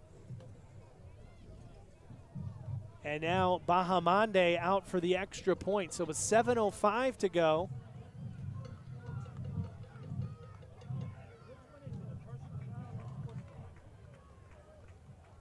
I think they said the penalty would be enforced on the kickoff. Yeah, that's likely what'll happen here is Bahamande out for the extra point. He's 39 of 40 on the season, has only missed 1.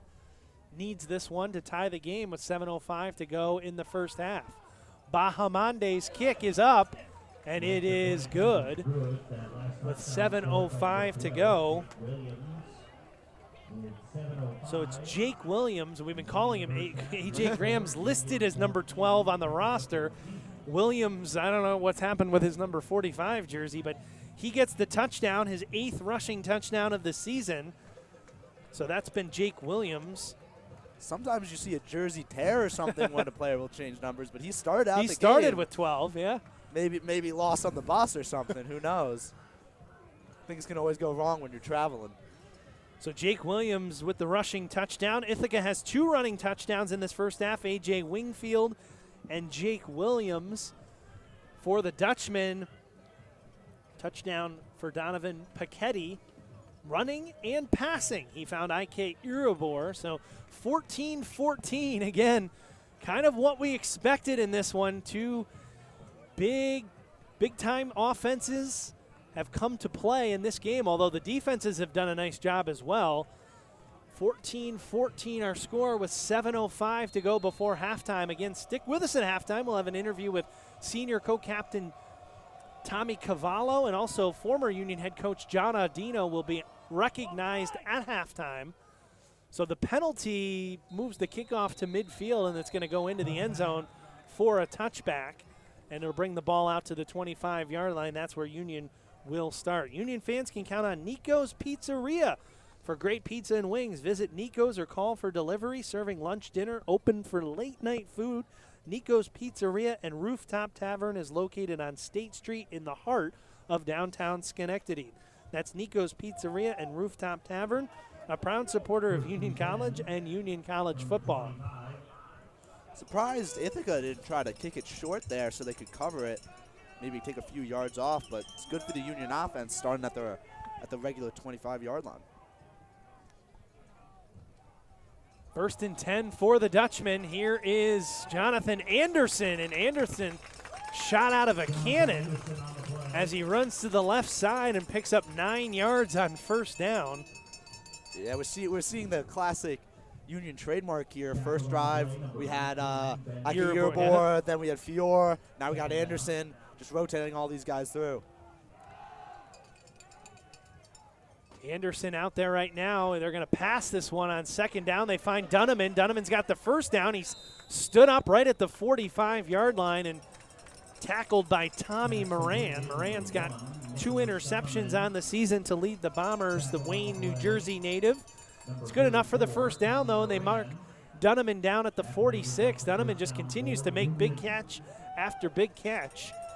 In his first year, New Jersey native, over 40 catches in his first year. This is Anderson running left, trying to get behind Tim Driscoll. Pretty successful run on 1st down as he gets to the Ithaca side of the field.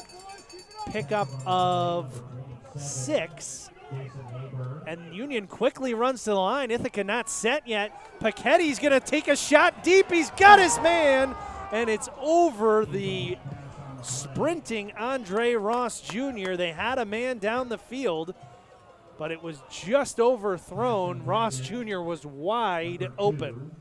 Yeah, with the quick setup there by Union, Andre Ross Jr. was in single coverage, and by the time that ball was thrown, that single coverage wasn't even within 10 yards of him.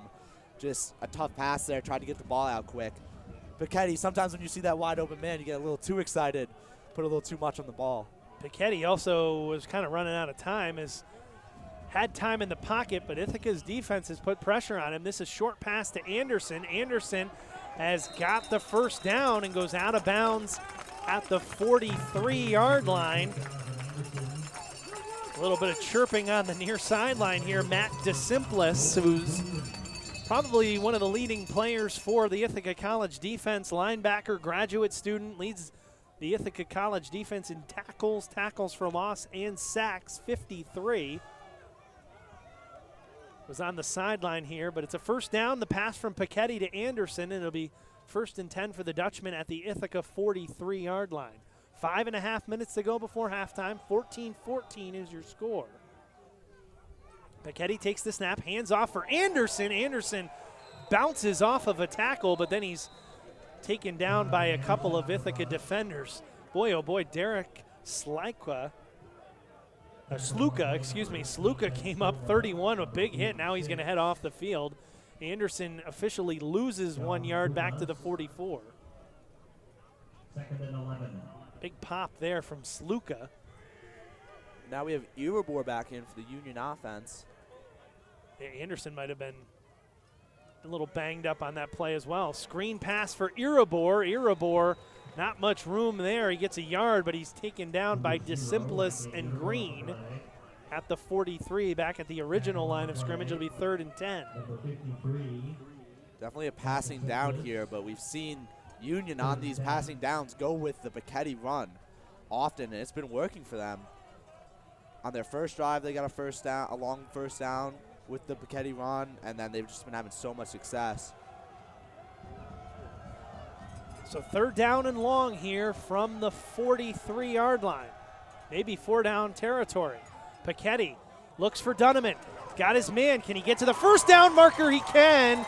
And he goes out of bounds at about the 25-yard line as he was pushed out of bounds by number 27 for the Bombers. That is Haber. Jason Haber, linebacker. But not before a big pickup there all the way down to the 26-yard line. Ithaca was playing like standoff coverage on Dunneman, which is a good idea, but I don't want to give him the ball in space because he's just going to make something happen. Here's Irabor trying to get to the sideline. Now turns it up and only gets a couple of yards before being tackled by Cade McDermott, number 7, up from the secondary. Tackle on the play, number 94. Isaiah Kusier. Irabor picks up 4. Cade McDermott. 3.5 minutes to go before halftime. Union trying to score. Remember, the Dutchman will get the ball to start the second half. They won the coin toss and deferred. Ithaca took the opening kickoff and went 98 yards for a touchdown. Bacchetti, soft touch. He's got his man. Touchdown! Union, Bacchetti to Garrett Cafaro for the touchdown.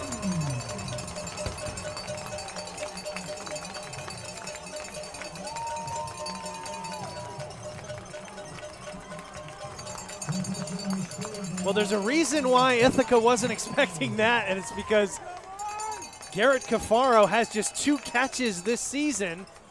That was huge, though, a touchdown from Bacchetti to Garrett Cafaro, and now Andrew Lau out for the extra point. It is up, and it is good. And with 3:10 to go before halftime, it is Union 21, Ithaca 14. Ithaca is very worried about all the Union wide receivers. Suddenly you see a 255-pound Cafaro in the middle of the field. Ball is just lofted up to him, goes up there, gets it, and walks right in. Bacchetti's 14th touchdown pass of the season.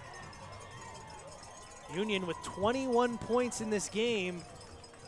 The only 2 losses that Union's had, they've led at the half. And they didn't score any points in the second half. They led Utica 24-7, lost 31-24, led Hobart last weekend 21-17 and lost 23-21. So they've got the lead here in the first half. There's still some time to go here, 3 minutes to go. Certainly enough time for the high-powered Ithaca offense. But Union has scored 3 touchdowns. Ithaca had only allowed 54 total points this season through the first 8 games. Union scored 21 in the first half of this game. Union's almost on track to double that right now. Kickoff caught at the, or taken in at the 10-yard line by number 10, Anthony Diatia. And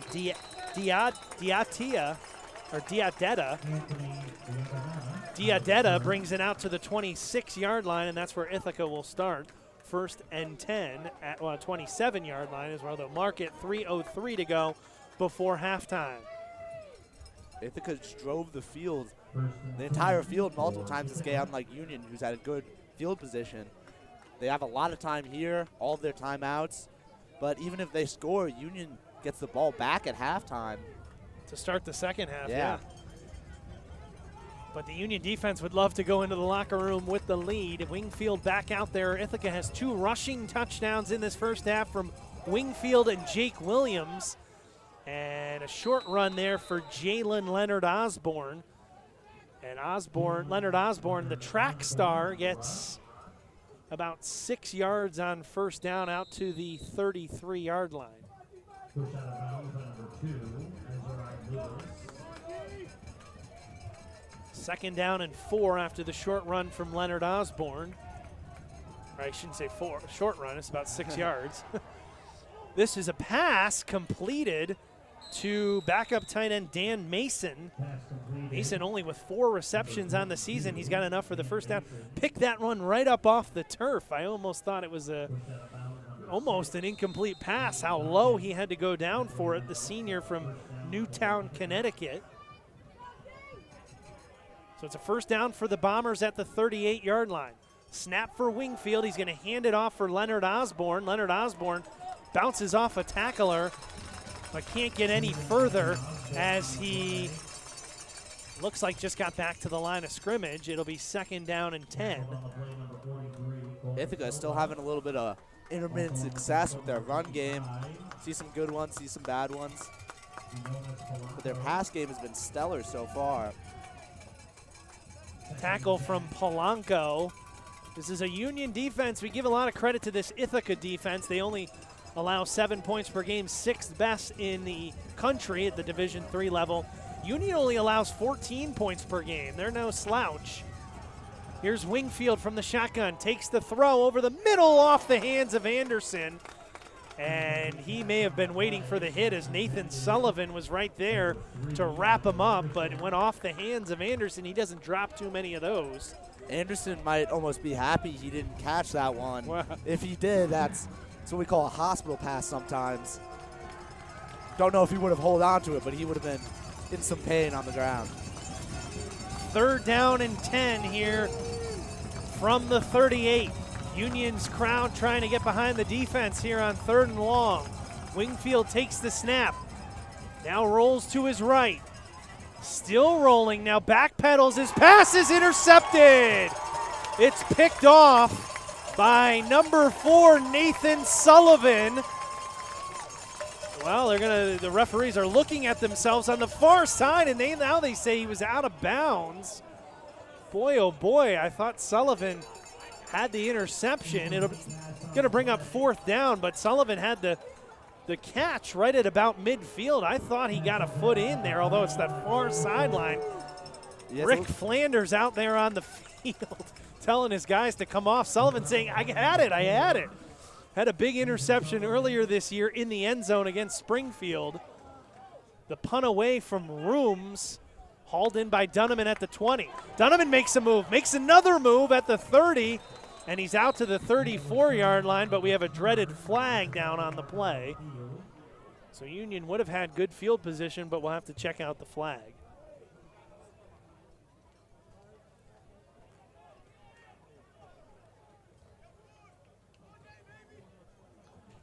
I have a feeling it's going to be on the return team. Almost always. Which is going to turn good field position into not such good field position, and now you have to think maybe Union will consider just taking a knee.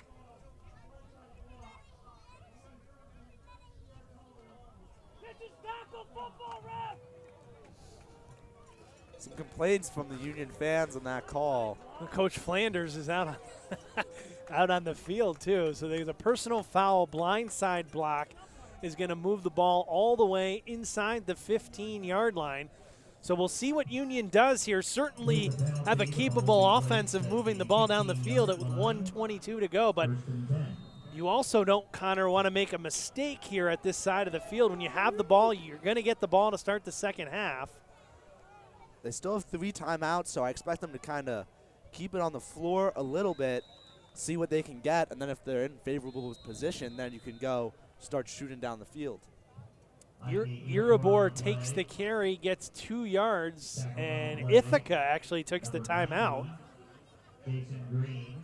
So the Bombers take a timeout here with 1:14 to go before halftime.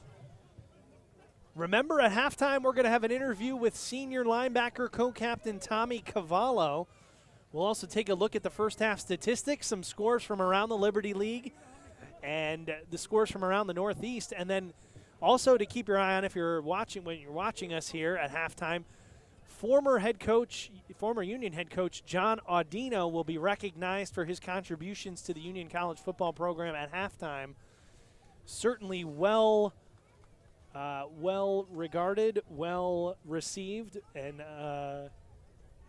many contributions to the program for former head coach John Audino, who coached many, many years, more than 20-plus years, all the way to 2015 was his final year, and then that's when Union head coach Jeff Berman took over in 2016. So Coach Audino will be recognized here in front of a large senior day crowd at halftime. Audino still in the area, actually coaches at LaSalle Institute, a high school here in the Capital District. This is going to be Erebor running left. He's had some success with that hurdle, so he tried it again. He's got enough for the first down out to the 25-yard line. That stops the clock initially to move the chains. 1 minute to go here in this first half. Union doesn't seem in too much of a rush here. Yeah, I don't think so. I was going to say maybe take a shot or two deep, but you would maybe want to wait a few. You don't want to give Ithaca any chances here to score at the end of this half. Yeah, definitely taking their time here. Piketty waiting for the snap in the pistol, turns, hands it for Erebor. They also have a running back in Erebor who can break a big one, and he gets another first down out to the 35-yard line. So back-to-back 10-yard runs for IK Erebor, and now you're getting closer down the field, only 30 seconds to go. Maybe now you take a shot down the field. Yeah, I think they're going to still have they still have 3 timeouts. So maybe you run. Just 20 seconds to go, yeah. They seem to be waiting on it, though. Yeah, I think Coach Behrman is happy with the touchdown lead here at halftime. Doesn't look like they're even going to snap it again. Nope. So that'll be the final play of the first half. An entertaining first half from Frank Bailey Field in Schenectady, New York on Senior Day. And the score at halftime, Union 21, Ithaca 14. Again, Liberty League title implications here. The championship trophy, the plaque, is in the building here. Ithaca with a win would win the Liberty League. Union needs to win this weekend and then win next weekend against RPI to win the Liberty League title. Well, they're halfway to, or I guess a quarter of the way, to winning the last 2 games, as they've got a halftime touchdown lead over Ithaca here as the teams make their way to the locker rooms. But as we've said, no lead safe. Ithaca's 2 losses they've led at halftime against Utica and last weekend against Hobart. So we'll see what happens here in the second half. Certainly an entertaining first half. Union getting touchdowns, 2 touchdown passes from Donovan Piketty, 1 to Erebor, 1 to tight end Garrett Cafaro, and Piketty also with a rushing touchdown. So 3 total touchdowns in that first half for Piketty, the senior from Cobleskill, New York. On the Ithaca side, a rushing touchdown from quarterback A.J. Wingfield and a rushing touchdown from Jake Williams. The Bombers trailing for the first time all season here in the first half of this game as we've hit the halftime mark. Again, we'll have an interview with senior co-captain linebacker Tommy Cavallo, and we will also check out the first half statistics. But first, we're going to have that interview with senior co-captain Tommy Cavallo coming up here as we step aside. It's halftime. The score, Union 21, Ithaca 14. You are listening to Union College football on UnionAthletics.com.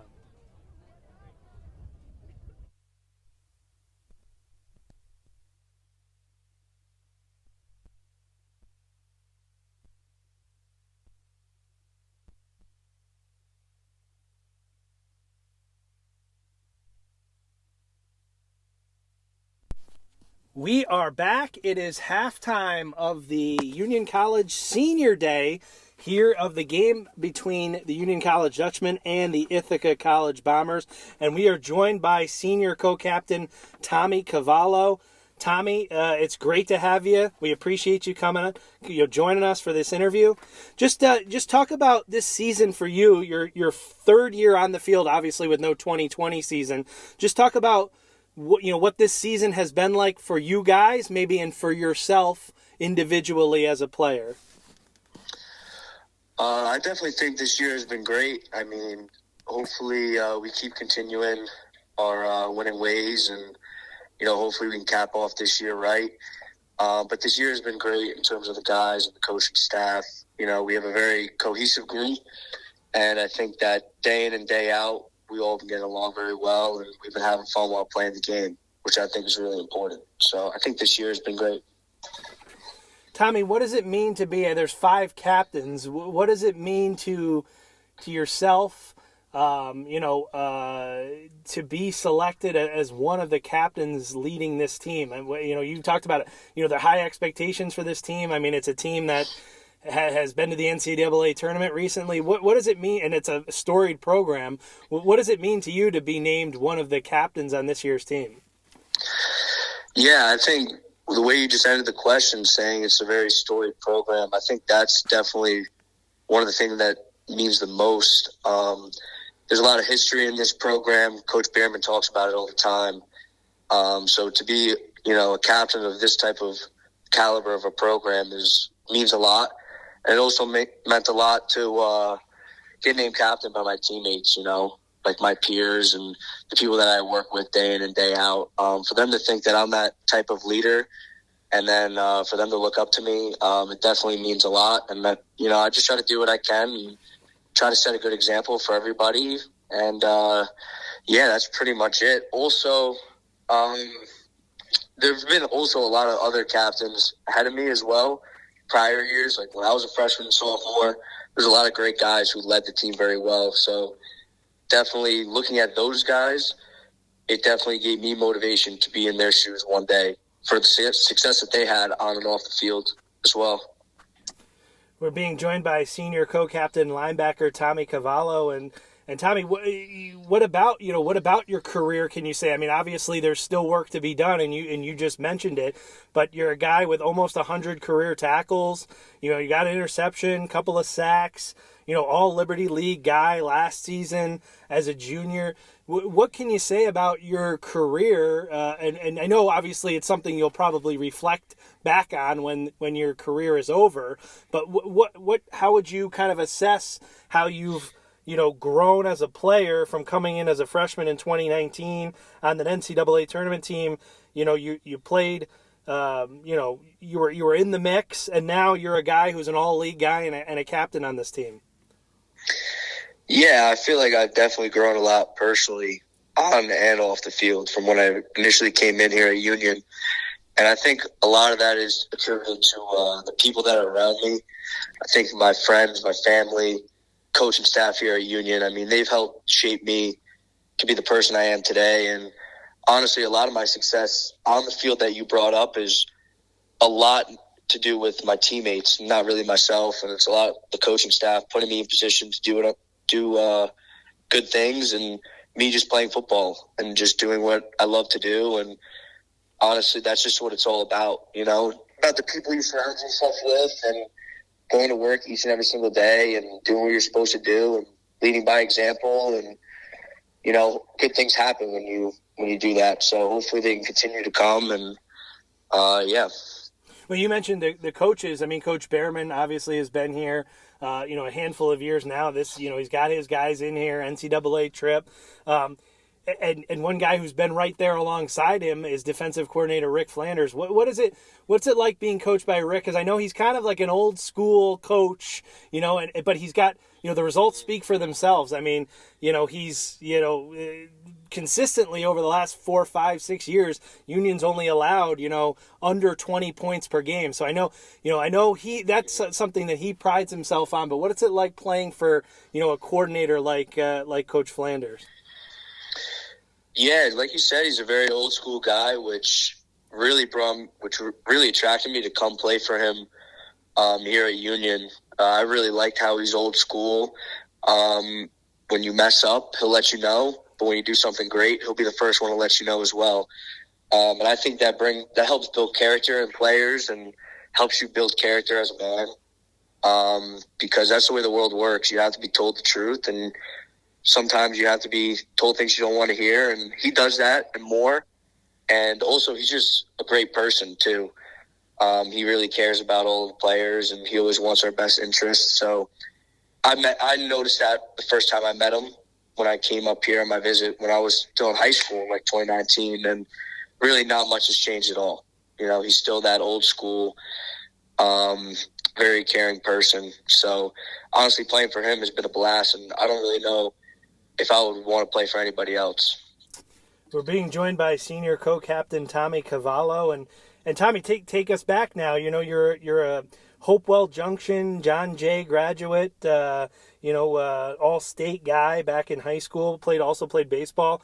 What attracted you? Well, first before we get to why you decided to come to Union, when you were playing football growing up, linebacker, was that always the position? And what do you like about in that position? When did you maybe settle into that position?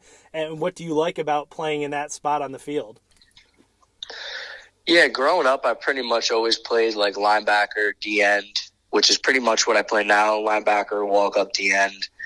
And honestly, I really like the position just because it's something that I've always done, so I'm very comfortable with it. But yeah, I kind of was placed in that spot. Growing up, I was always like a bigger kid, so they always put me on the D-line, linebacker spot. And I just got very comfortable with it at a young age and just kind of always carried through. So, but yeah, I really like it just because you can be versatile. I drop back in the pass. I also rush the passer, play the run from the first and second level. So there's a lot of versatility, which makes it very fun because I'm not very one-dimensional. I do a little bit of everything. And then, again, being joined by senior co-captain Tommy Cavallo, linebacker on this Union Dutchman team. When you're getting ready to graduate high school, I'm sure you're looking around. What exactly attracted you to Union, and maybe what went into some of that decision-making process about ultimately, coming to school in Schenectady at Union? Yeah, initially I got reached out to by the coaching staff to come here, play football here at Union. And then also on top of that, I knew I wanted to study engineering in high school. That was something that I took a lot of classes in high school, and I grew an attraction to it. And when I looked at Union, I looked at the academics and the resume that it has for the engineering program. It was really, really good.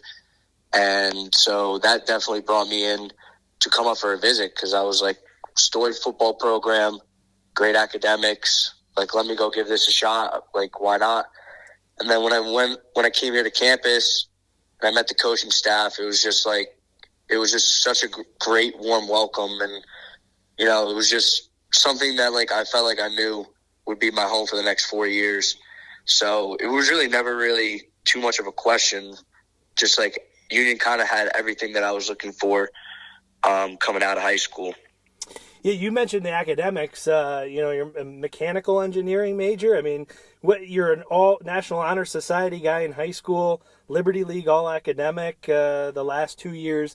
Talk about that because sometimes people don't remember or fail to recognize that you guys really are student athletes, especially at a school like Union. How important that facet is to you and to the program and to the school.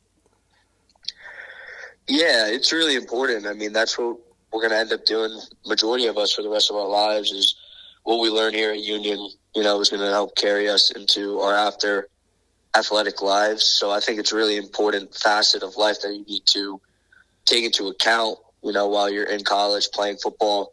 Like you said, it's student athlete, so you got to keep that in mind. Yeah. How about we jump into some quick hitters, I like to call them here. How about favorite sports player? And it could be somebody you watched growing up. It could be somebody you modeled your game after. It doesn't even have to be football. It could be any sport. Or a couple. So if I had to go football, I mean, I'm a Giants fan, so I got to go with Lawrence Taylor, greatest Giant of all time, probably one of the greatest defensive players of all time. How about favorite? You just mentioned Giants. Favorite team? Is it the Giants? Football team, Giants. I mean, I'm old school New York fan. Yanks, Giants, Rangers, and I don't really watch too much basketball, but I guess it would be the Knicks. But all right. Favorite like TV show or something that you're watching, that you've watched recently that you liked, or something that one of the favorite old time shows that you watched growing up as a kid or something like that. Honestly, this is honestly going to sound kind of weird. I never really watched too many shows. I'm not huge on Netflix and stuff. So honestly, I watched a lot of just like sports and like ESPN growing up. Okay, all right. I guess I would say that. I wasn't a huge TV show kid growing up, really. Well, what about movies? Is sports movies? Have you been watching, or any other movies that you like? Probably one of the funniest sports movies would be Longest Yard. I thought that movie was classic with Adam Sandler. How about favorite music, or like music you're listening to when you're like getting ready to before a game, or what's playing in the locker room, something like that? Or genre of music? Favorite genre? I definitely got to go rock. I've been listening to more country recently, Zach Bryan, Morgan Wallen. But I grew up on rock. I grew up on the Stones. So I would go pregame, probably I'm listening to some Stones. Oh, nice. All right. How about favorite like food, or like what's your favorite like place to order from, or maybe even when you're back home, what's like, what are you trying to get when you get home, when you get a chance to get back to the hometown?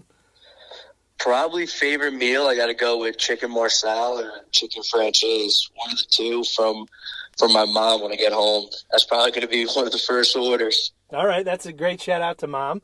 How about favorite class that you've had maybe all time, or one that you're taking this semester at Union? Favorite class at Union. Honestly, that's a tough question. I like a lot of the classes that I've taken because, honestly, they've all been pretty applicable to what I want to do in life with engineering. If I had to choose a favorite one, it probably would have been one of the earlier ones we took. It was engineering graphics. It was just like a CAD class, which I'm looking into to do for a career. How about when you're not playing football? Like what are you doing? Like maybe in the summertime, or like if you're not at practice or playing, what are the things? What's some of the things you like to do away from the sport of football? During the summertime, I'm probably catch me hiking with some friends or something on a nice day. I'll definitely go out and play a couple rounds of golf. Try to get out as much as I can during the summer if I'm not working or working out. Or just being outside too, hang out by my pool or whatnot. Really anything outside. I like doing stuff outdoors. And then here's the last one. I think I know the answer to this, but I'm not sure. You have a career interception. Intercepting the quarterback or sack the quarterback? Well, if you take the interception to the house, then I'll take interception. All right. Take it for a touchdown. I'll take a pick six over a sack. Okay, that's a good answer. So again, the sack is also a great feeling. So I don't know. And then how about? So this is the last thing that we've been doing this year. We're again being joined by senior co-captain linebacker Tommy Cavallo. Tommy, I'm sure you got friends and family in the stands today. But, any shout-outs to guys back home, friends, former teammates, family back home, anybody who, you want to give a shout-out to here before we wrap up? Yeah, shout-out to my mom, my dad, and my sister who will come in. Really appreciate all the support that they've given me throughout the years, and they still do. And then also shout-out to all my boys on the team right now. So let's go get a win. There you go. That's a great way to end it. So we are being joined by senior co-captain Tommy Cavallo. It is halftime in the game against Ithaca College. It's senior day, and we will be right back for the second half. You are listening to Union College football.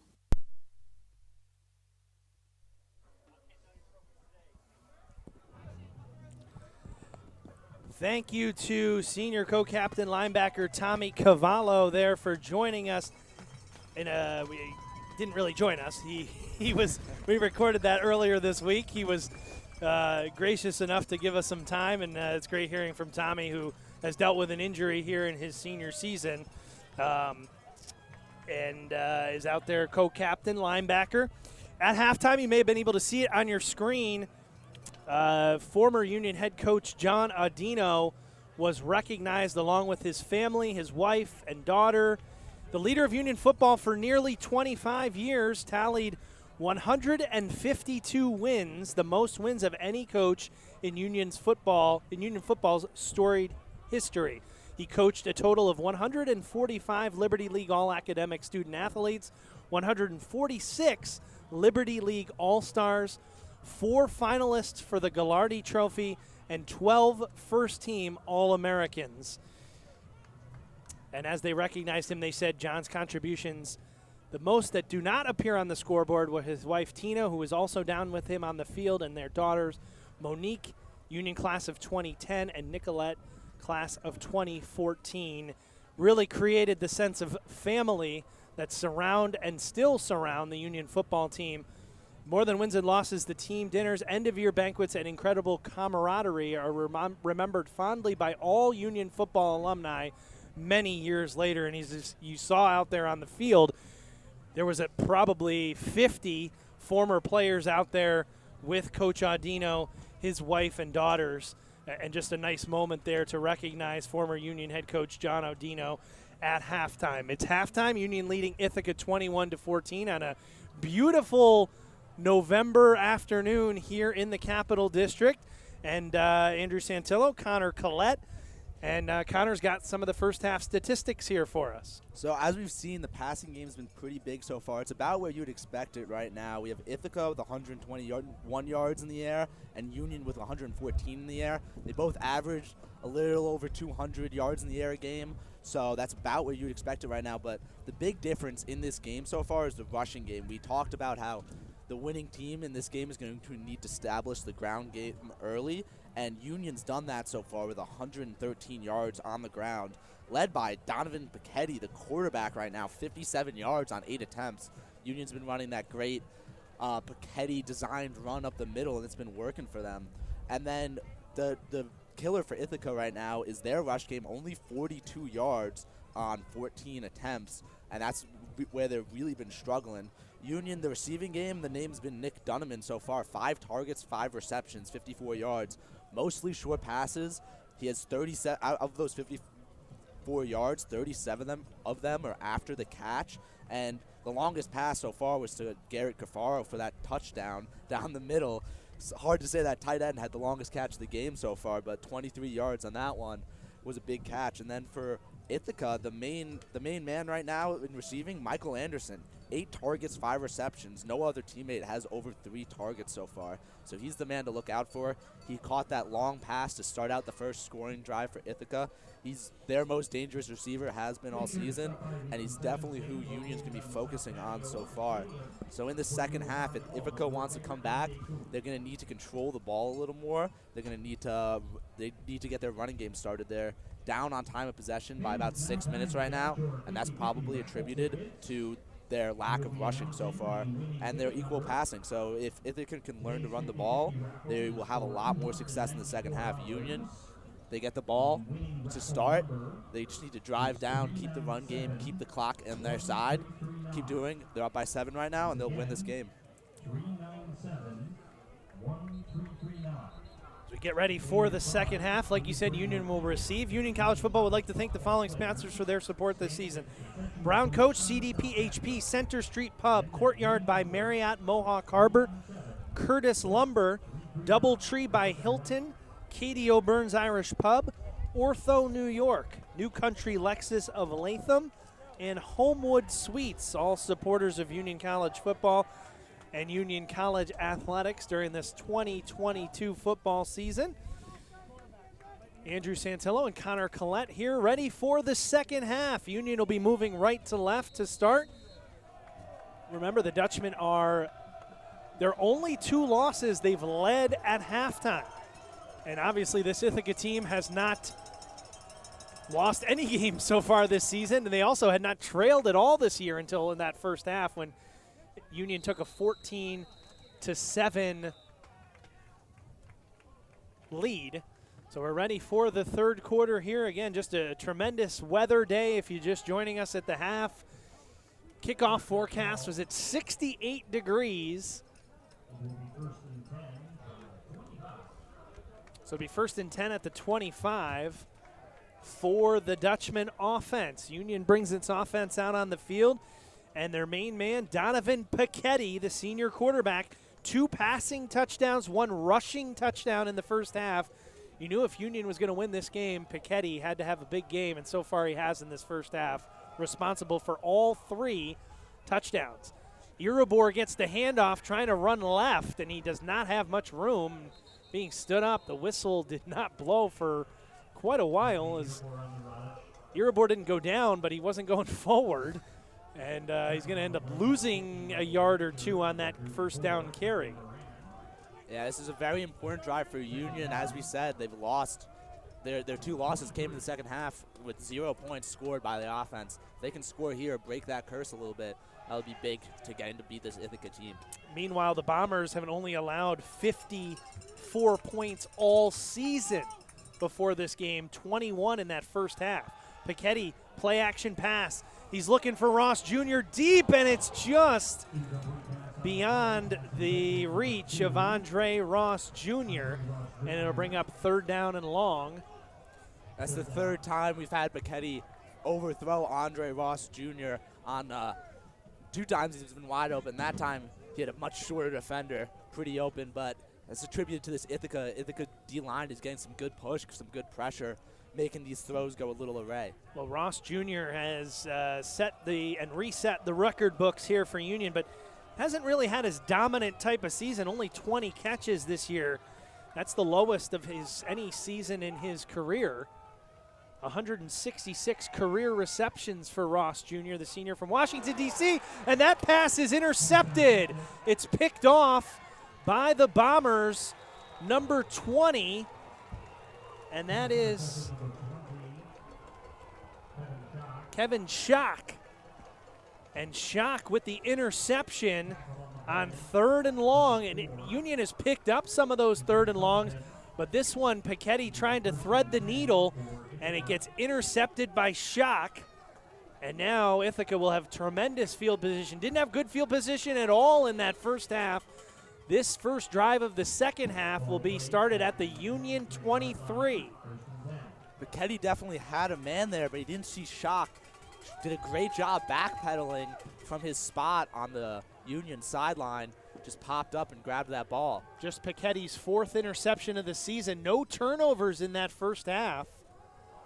Here is Williams running the football, and he gets nothing up the middle. We apologize. In that first half, Jake Williams, number 45, usually listed in your roster, is wearing number 12. He's the leading rusher for the Bombers. Rushing touchdown in that first half, his 8th of the season, but he only picks up 2 on first down. The Union defense, they've been playing great all games, shutting down this rush game. This is probably one of their most important drives so far. 2nd and 8 from the Union 21. Receiver goes in motion. That's Jalen Dumaga. And this is Wingfield, a designed quarterback keeper. And Wingfield gets 3, maybe to the 17. It's going to be 3rd down and 4 or 5. Big play here after the turnover. Union's defense trying to stop this Ithaca offense right where it is at the 17-yard line. Ithaca takes out their tight ends, puts in 2 wide receivers. They got trips to the right side right now. They go empty with Wingfield, 5 receivers, including Williams, on the far side in the slot. You have to watch the QB run here, too. Oh. Now Williams into the backfield. Designed run for Wingfield, and he's going to be short of the I don't know. Seems like he got it. Looks like maybe he has enough for the first down. They haven't signaled yet. Still haven't signaled. Got a favorable spot. And they're going to say he got the first down.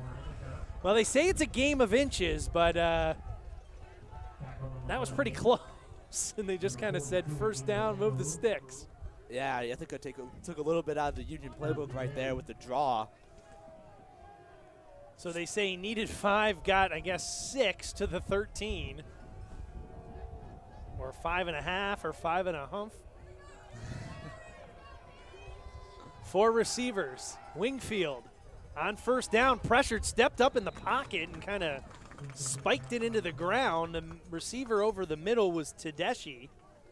Don't really think he was throwing it to that receiver, but guess you could say that his arm got hit or something. That was kind of an ill-advised. He kind of jumped in the air while throwing it, just maybe trying to. He was just trying to get rid make of the something ball. out of nothing, or either like you said, just get rid of the ball and live to see another day, another down here on 2nd and 10 from the Union 13. Handoff going left.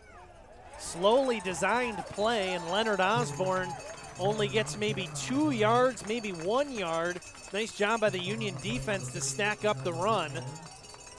Ithaca goes with a zone blocking scheme there, just moving their entire offensive line to the left, but there's nowhere to go. The offensive line gets stood straight up, just kind of standing there fighting. Ithaca running backs looking for a hole, and there wasn't any. 3rd down and 9 from the 12. Ithaca can get a first down. They've got 4 receivers, 3 here to the near side. Now Leonard Osborne options out of the backfield, empty set for Wingfield. Wingfield in the pocket. A receiver open, and it's a touchdown. Sam Klein, the receiver, makes the catch in the end zone, and it's a touchdown, and Ithaca an extra point away from tying this game. It was broken coverage there. Azariah Lewis, he was supposed to have that deep corner, but the linebacker for Union didn't come outside quick enough, so he was covering the short curl route, and there was just, he couldn't get there fast enough once the ball got released. Bahamande out for the extra point. His kick is up, and it is good. And with 11:07 to go in the 3rd quarter, we are tied yet again. 21-21. I believe our 3rd tie of the game. 4th tie if you include starting at 0-0. And they actually just announced the attendance here at Frank Bailey Field in Schenectady, New York. Just about 3,000 fans here. And it's probably more than that because you got people, as you can see on your screen, across the hill, people about all over the place here on this tremendous fall weather day. So Ithaca cashes in on the first turnover. The Piketty interception turns into a touchdown pass from A.J. Wingfield to Sam Klein. Klein's 2nd receiving touchdown of the season, 13th passing touchdown for A.J. Wingfield, and we're tied 21-21.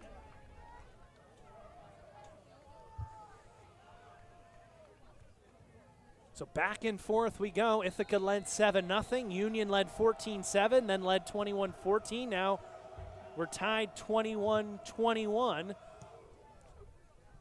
as a Bahamande's kick is hauled in at the 5, fair catch, so that means it'll come out to the 25-yard line as Raybacks made the catch. So 2nd drive of the half for Union. The first one ended in an interception, which gave Ithaca tremendous field position.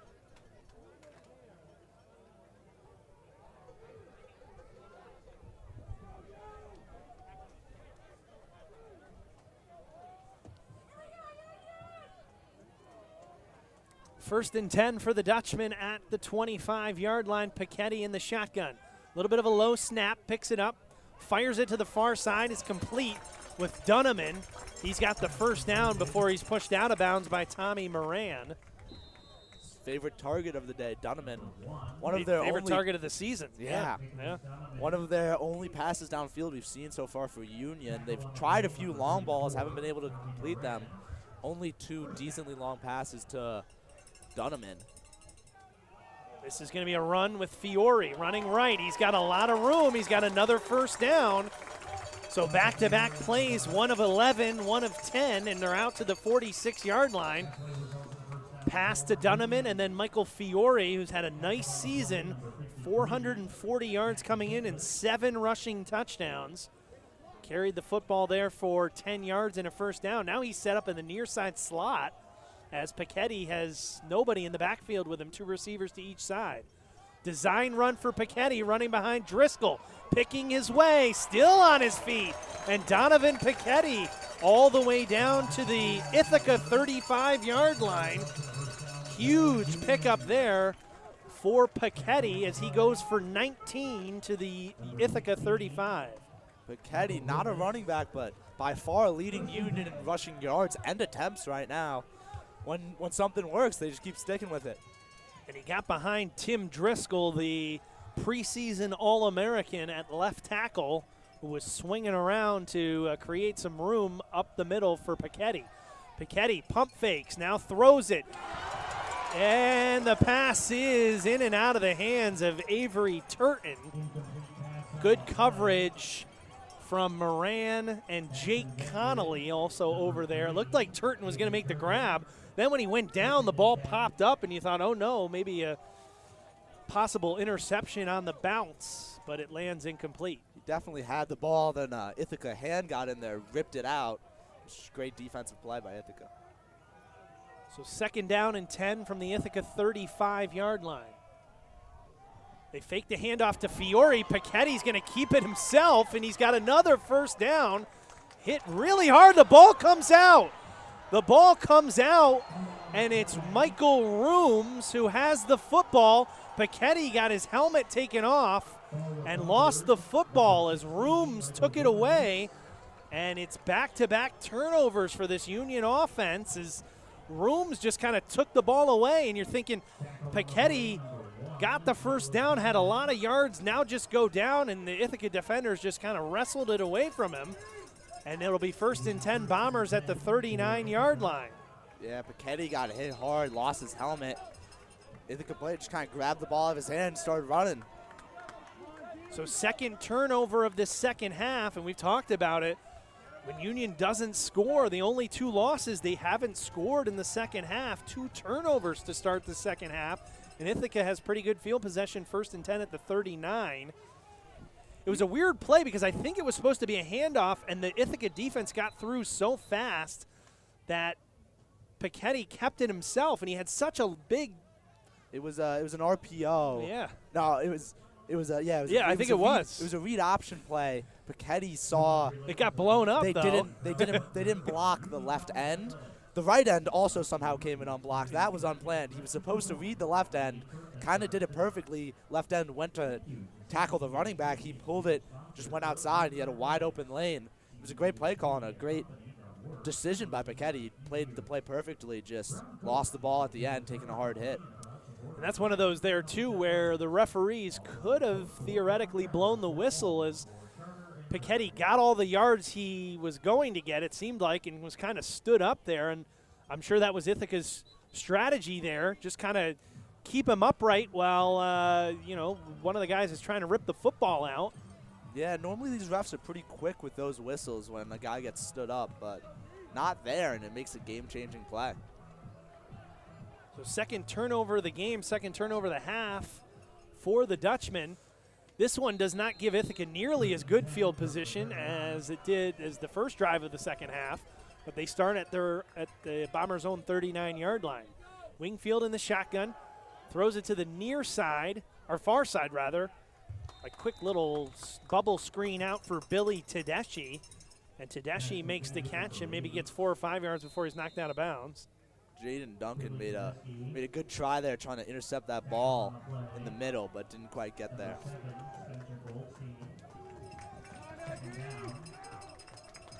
Said Goldstein on the tackle. Sullivan was over there also.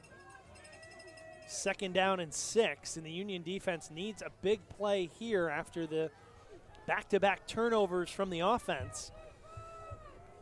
Has the ball with Ithaca and a chance to take the lead. Man in motion, they fake the pitch out, coming unblocked, and throwing it up, and it is incomplete as they were looking for Tedeschi down the field. Nathan Sullivan in coverage, and there was a lot of tangled arms, tangled feet. Both players went down. The Ithaca sideline looking for a flag, but it'll just be incomplete. There's an unblocked Union player, Emilio Camus. Yeah, Camus running off the edge. Almost want to think that if Union didn't get that roughing the passer penalty earlier, he would have laid him out, but he lets up there.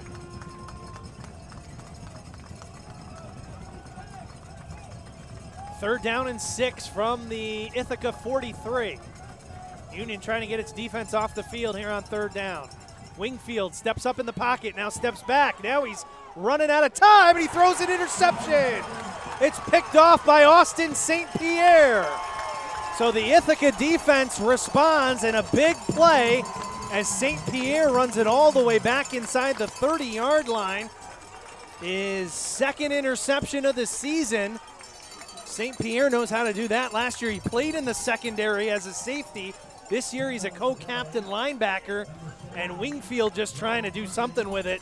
An ill-advised pass there intercepted by Austin St. Pierre.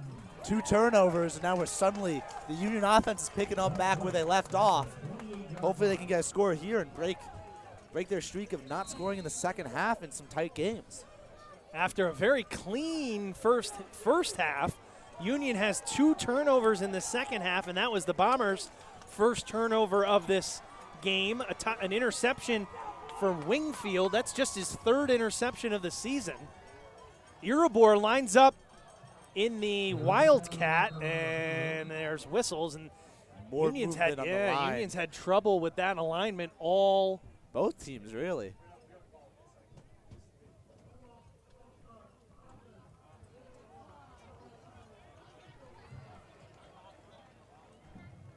They call a false start. That'll move Union back to the 33-yard line, where it'll be 1st down. But as you said, the interception after the fumble, it looked like Union's offense was on the march. They have a fumble from Piketty, although it was really a takeaway by the Ithaca defense. He didn't really fumble it. They just snatched it away from him.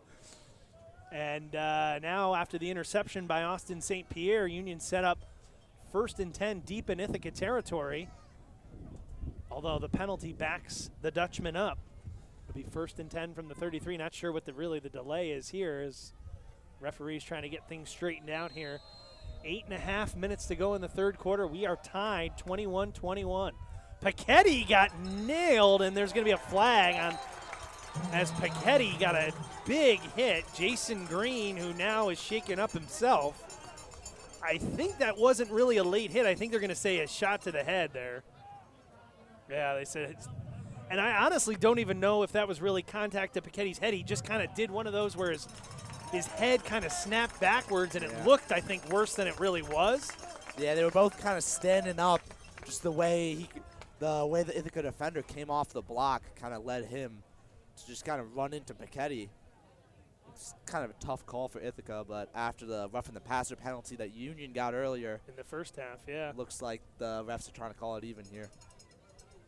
Jason Green, the one who got flagged, is down on the field. They've got the trainers out looking at him. Coach Turper out as well, and he's back up on his feet, kind of favoring that left side as he kind of limps to the sideline. That's a big penalty, though, because it's an automatic 1st down after it was 1st and 15, and it moves the ball all the way inside the 20 to the 18-yard line. So that, what was an incomplete pass would have been 2nd and 15, now a 15-yard penalty.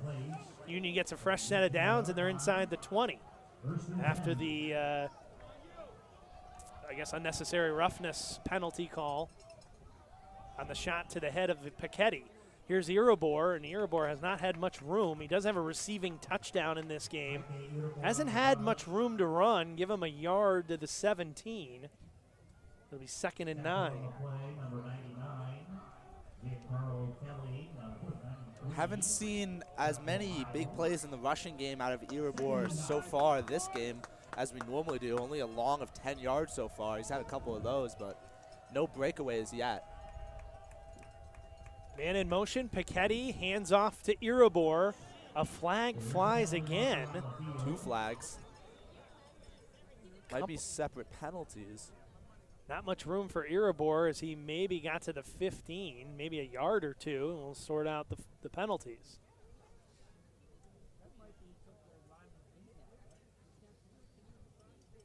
Looking at maybe a chop block. There was a flag almost immediately, and I thought maybe the man in motion for Union started moving forward, like went in motion and then curled, like he maybe started forward before the snap. Oh, no, they say one on each team here. Yeah. Seems I unsure don't know what they're of doing. what he's Yeah. calling.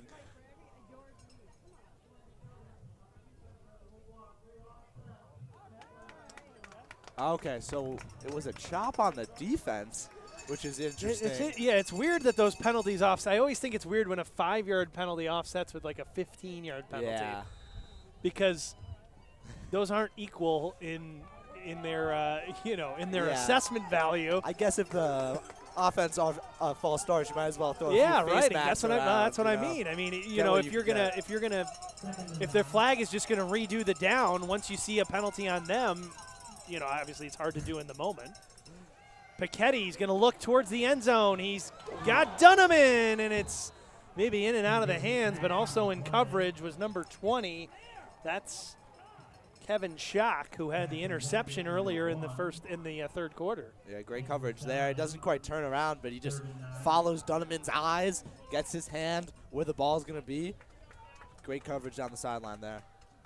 We see Andre Ross at the bottom of your screen. He's the target they love in these red zone situations. Running right to that near end zone, that near corner. They threw it twice to him earlier, both called back for penalties. Empty set here for Piketty on 3rd and 9. And they're going to run it with Piketty. Running left. He's got some room. He hurdles to the 10. And he might just be a yard short of the forced down marker. And now some decisions here, as it might be 4th and 1. Do you try a field goal? Do you go for it on 4th down? Looks like they're putting the field goal team on. And it's more than 4th and 1. They actually marked him out at the... Yeah, not a great spot. Maybe the 12? 12 or... Yeah, 12 it looks like. Either way, this will be a 18, 28-yard field goal from the left hash for Andrew Lau. Lau's kick is up, and it is no good. So Lau pushed it to the right from the left hash.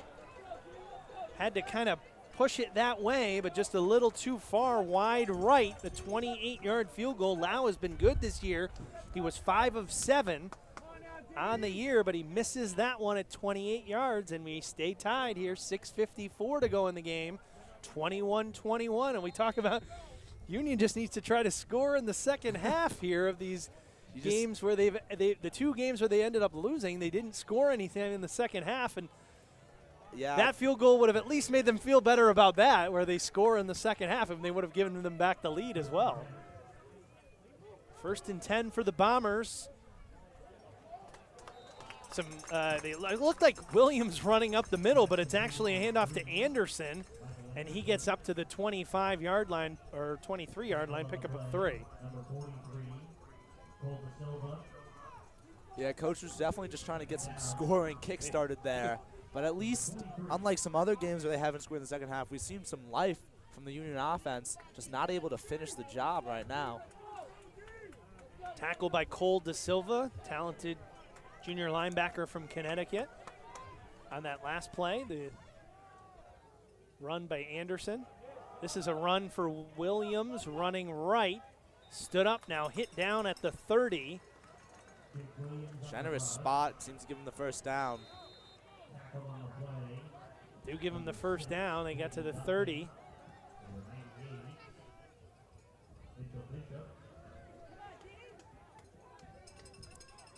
Duncan and Bishop in on the tackle for the Dutchman. 1st and 10, Ithaca at the 30-yard line. Bombers have the only touchdown in this second half. Under 6 minutes to go in the third quarter. Wingfield pass to Sam Klein is what drew us even at 21. Handoff. Williams, and he has maybe 6 yards out to the 36-yard line. And actually that was Jake Williams. Always got to check the number now. Well, they got a 12 and a 22, but 22 is the tight end, Dan Mason. So that was 12 running the football for 6. It'll bring up 2nd and 4. 5 minutes to go in this third quarter. Tie game. Lots at stake here. Liberty League title in the balance. Give it to Williams again. Williams is going to start rolling here. Maybe Jake Williams out over the 40. He's got another Ithaca first down, and we talked about it in the pregame. Both of these offenses average over 200 yards per game rushing the football, and both coaches thought who maybe could establish the run and stop the run on the other side of the football that would have an advantage in this game. Coach Turper flat out said, we got to, in these big games, you got to stop the run, and you've got to be able to run the football, and Ithaca relying on some of the running game here on this drive. 1st and 10, Bombers at the 43. They give it to Williams again. Williams has a hole, and he's out towards midfield, tackled by Christian Mays. Ithaca struggled rushing in the first half, only 42 yards, but now they seem to be getting some good yardage, almost 5 yards each time with Williams. 2nd and 2. Fake to Williams, throw it to Mason, he bobbles it. Kind of a dangerous play there. Ithaca got to the line quickly, trying to fake the run, complete a quick pass to the tight end, but he bobbled it and it fell incomplete. Now it's 3rd down. They switch running backs to Leonard Osborne. Well, Williams is more of the hammer at 5'10", 205. Jalen Leonard Osborne is more of the speed guy at 5'8", 185. He's in there on this 3rd and 2. Wingfield going to try and keep it himself, and he's going to be short. Well, they say the football whistle. Union says the football's out too. Well, maybe they didn't say the football's out. Surprisingly late whistle for a QB run. It's going to be 4th down and 1, and what does Coach Turper do here? In a tie game. Got about a half yard to go. Yeah. A little bit more, maybe. Looks like Ithaca was thinking about going for it, and now they're going to bring out. Oh, no.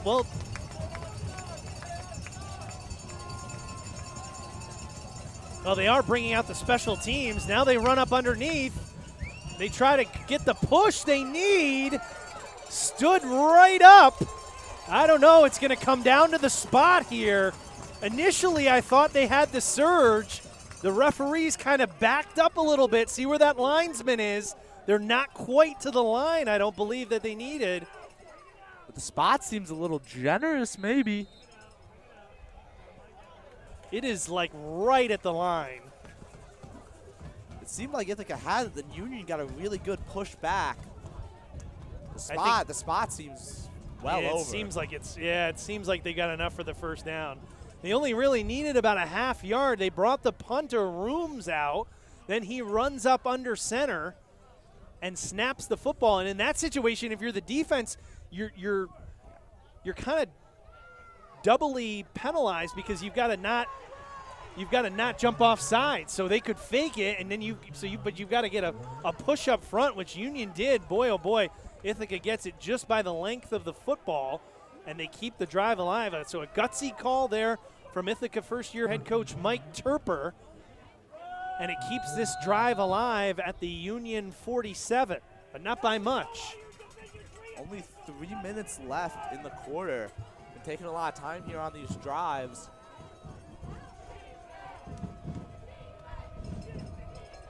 First and 10 for Wingfield and the Ithaca offense. They're going to give it to Williams. Williams trying to step out of a tackle, and now he's pushed backwards. Gets some forward progress, 2 yards to the 45. They got twisted down there by the Union defense.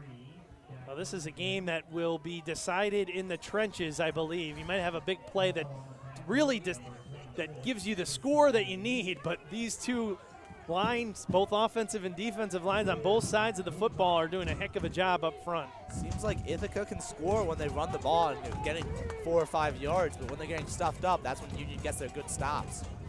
2nd and 8. Wingfield in the pocket, has time, still has time. Now checks down for Anderson. Anderson cuts in at the 40, and he's going to be close to the first down. Maybe a yard short. It's going to be 3rd down and 1 from the 38. A short pass, but I don't know how Anderson escapes there uncovered, their best wide receiver. No one even near him. 3rd down and 1 at the Union 38.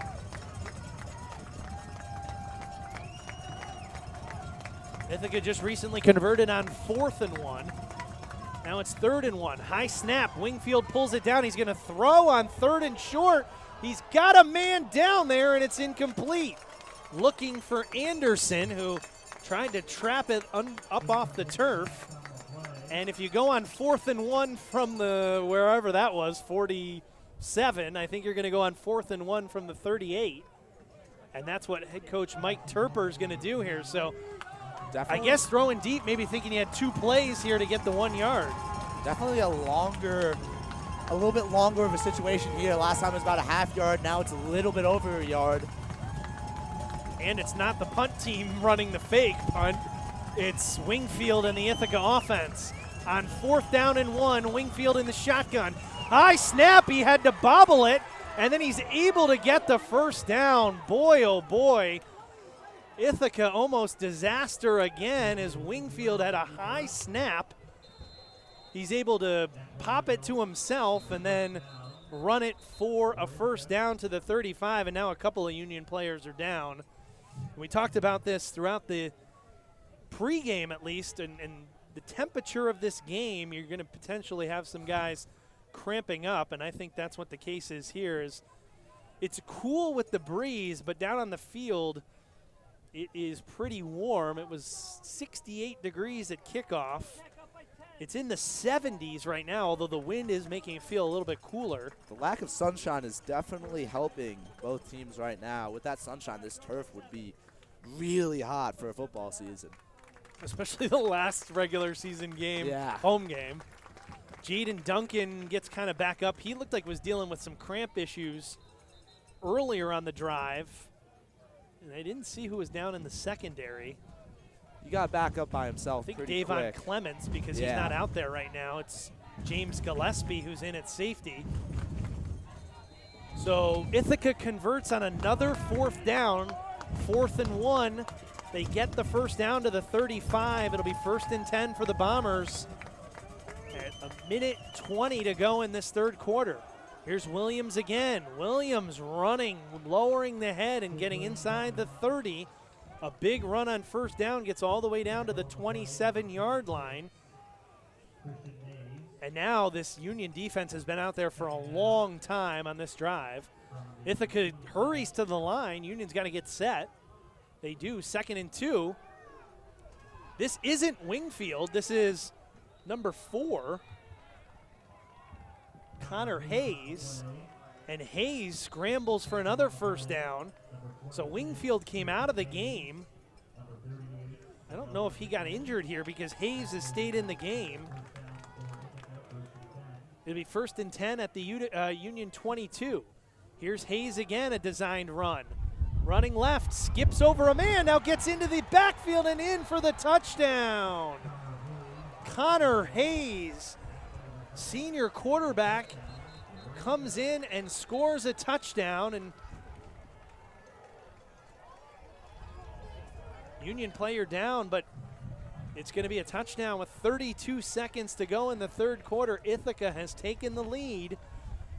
They've got both touchdowns in the 2nd half, and the Union defense right now looks a little bit tired out there. They've been out there a lot in this 3rd quarter. Union's had 2 turnovers in this 3rd quarter, and that's why the defense has been out there so long. Spencer Goldstein is the man who is down right now, number 7 for the Dutchman. So Ithaca has gone in front as Connor Hayes. I don't think there was an injury to Wingfield, but Hayes came in a couple of runs.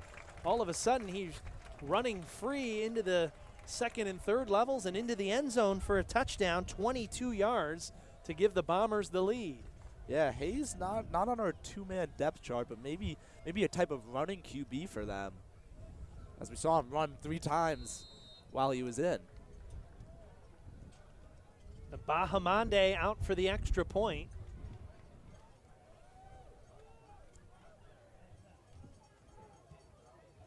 Kick is up, and it is good.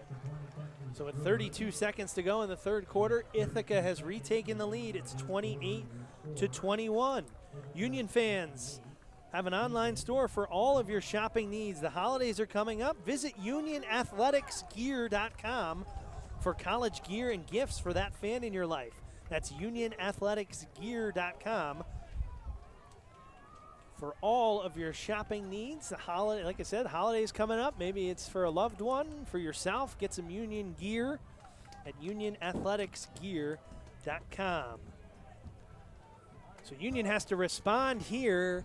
Again, we keep kind of bashing this point over the head, but in Union's 2 losses, they have not scored after halftime. They led both games at the half.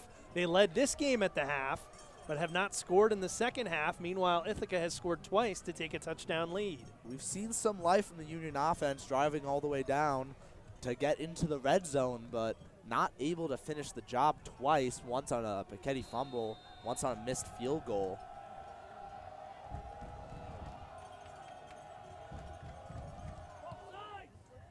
Bahamonde's kick, a high hanging kick that is fair caught by Jonathan Anderson, and so Union will start 1st and 10 from the 25. So the Union offense has to make a play here. 32 seconds to go in the third quarter. The Dutchmen trailing by a touchdown. An Ithaca victory would make them 9-0 and also make the Bombers Liberty League champions. For the first time in school history, they've had a share of the Liberty League title, but this would be an outright championship. They do not have a league game next week. They play their rival Cortland in the Cortica game down at Yankee Stadium. Piketty takes the snap, gives to Anderson. Anderson running right, has a little bit of room, then kind of gets bent sideways, and they'll give him progress out to the 30. It's a 5-yard pickup. We haven't seen any big plays by this Union offense. I think the longest play we've had is about 25 yards. Haven't had any long throws that we normally see. We'll see if they try to hit someone down the sideline during this drive. Final play of this third quarter. They try to complete it on the near side to Ross Jr., and it's a little short of a throw from Piketty, and Ithaca player is down in the secondary. That's graduate linebacker Matt DeSimplis. And that'll be the, oh, well, no, there's 1 second left with that incomplete pass. So it's going to bring up third down. DeSimplis being attended to out on the field. And while he is, we'll tell you about Katie O'Byrne's Irish Pub in downtown Schenectady, open for lunch or dinner before or after any Union game. It's the place to watch college football and hockey with friends and family. That's the Katie O'Byrne's Irish Pub in downtown Schenectady, a proud supporter of Union College football, and Union College athletics. Third down and 5, facing the Dutchmen here on a crucial drive here. This will be the last play of the third quarter. Union needs to keep this drive moving here. Ithaca scored twice in this third quarter. Don't want to give them the ball back with the momentum. Piketty looks down to the near side, and it is in and out of the hands of Ross Jr.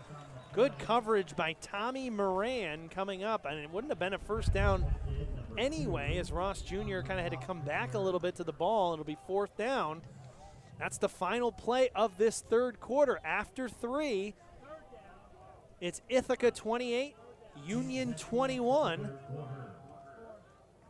3 quarters in the book, 1 quarter to go here from Frank Bailey Field in Schenectady, New York.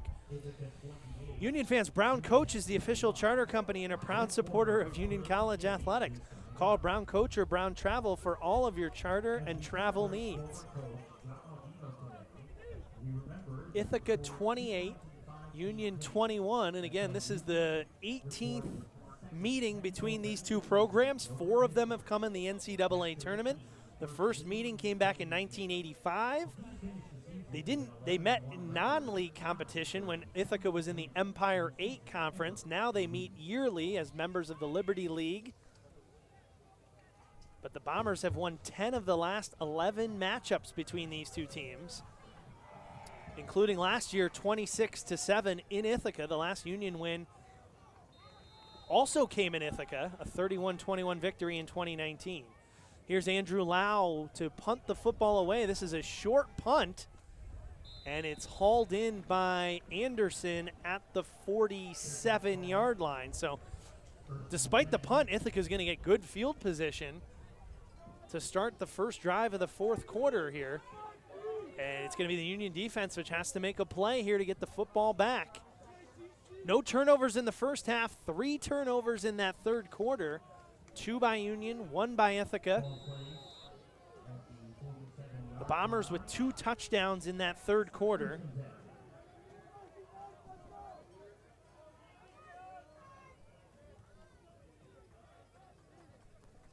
The last one coming from Connor Hayes, the backup quarterback. This one is Jake Williams running up the middle. Wingfield is back out there, so for whatever reason, they went with Hayes, and he was able to run a couple of successful plays, including the 22-yard touchdown, but Wingfield back out there now to start this drive.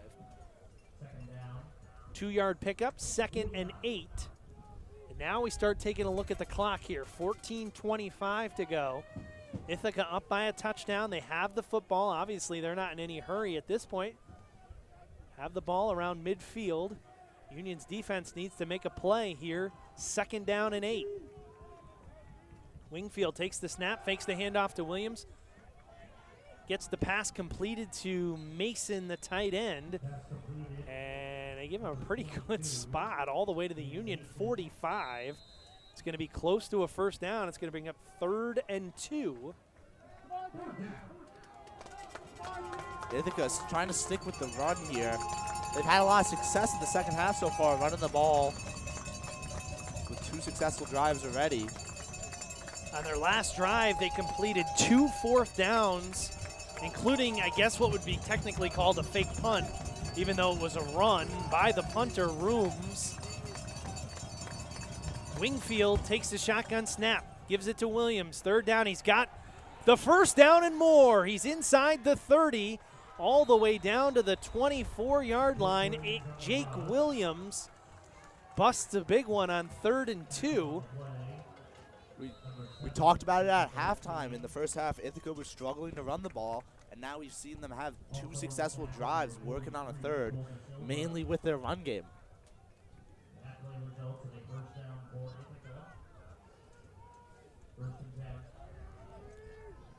First and 10 at the Union 24.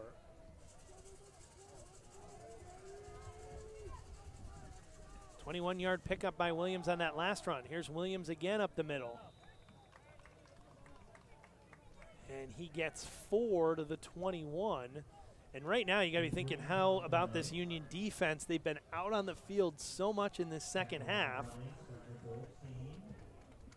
They were kind of, it looked like they were getting a bit tired on the last drive that Ithaca drove for a touchdown.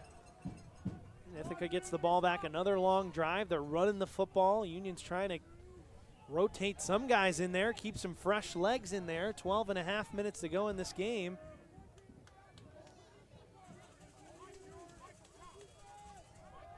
Take the snap, give to Leonard Osborne, and Leonard Osborne hasn't had much room in this game. He gets 2 yards, or gets a couple yards inside the 20 to the 18. Pickup of maybe 3. They'll bring up 3rd down again. Union just has not been able to get Ithaca. They've been able to stop them a couple times on 3rd down, but Ithaca has gone for it on 4th down, and they've been able to pick it up. This is one of the longer 3rd down attempts that Ithaca's had in the second half. 3 receivers here to the near side, including Jake Ross, who goes in motion from left to right. Here's Wingfield. Wingfield in the pocket. Not much pressure now. He rolls to his right. He's running out of time, and he's going to throw it away.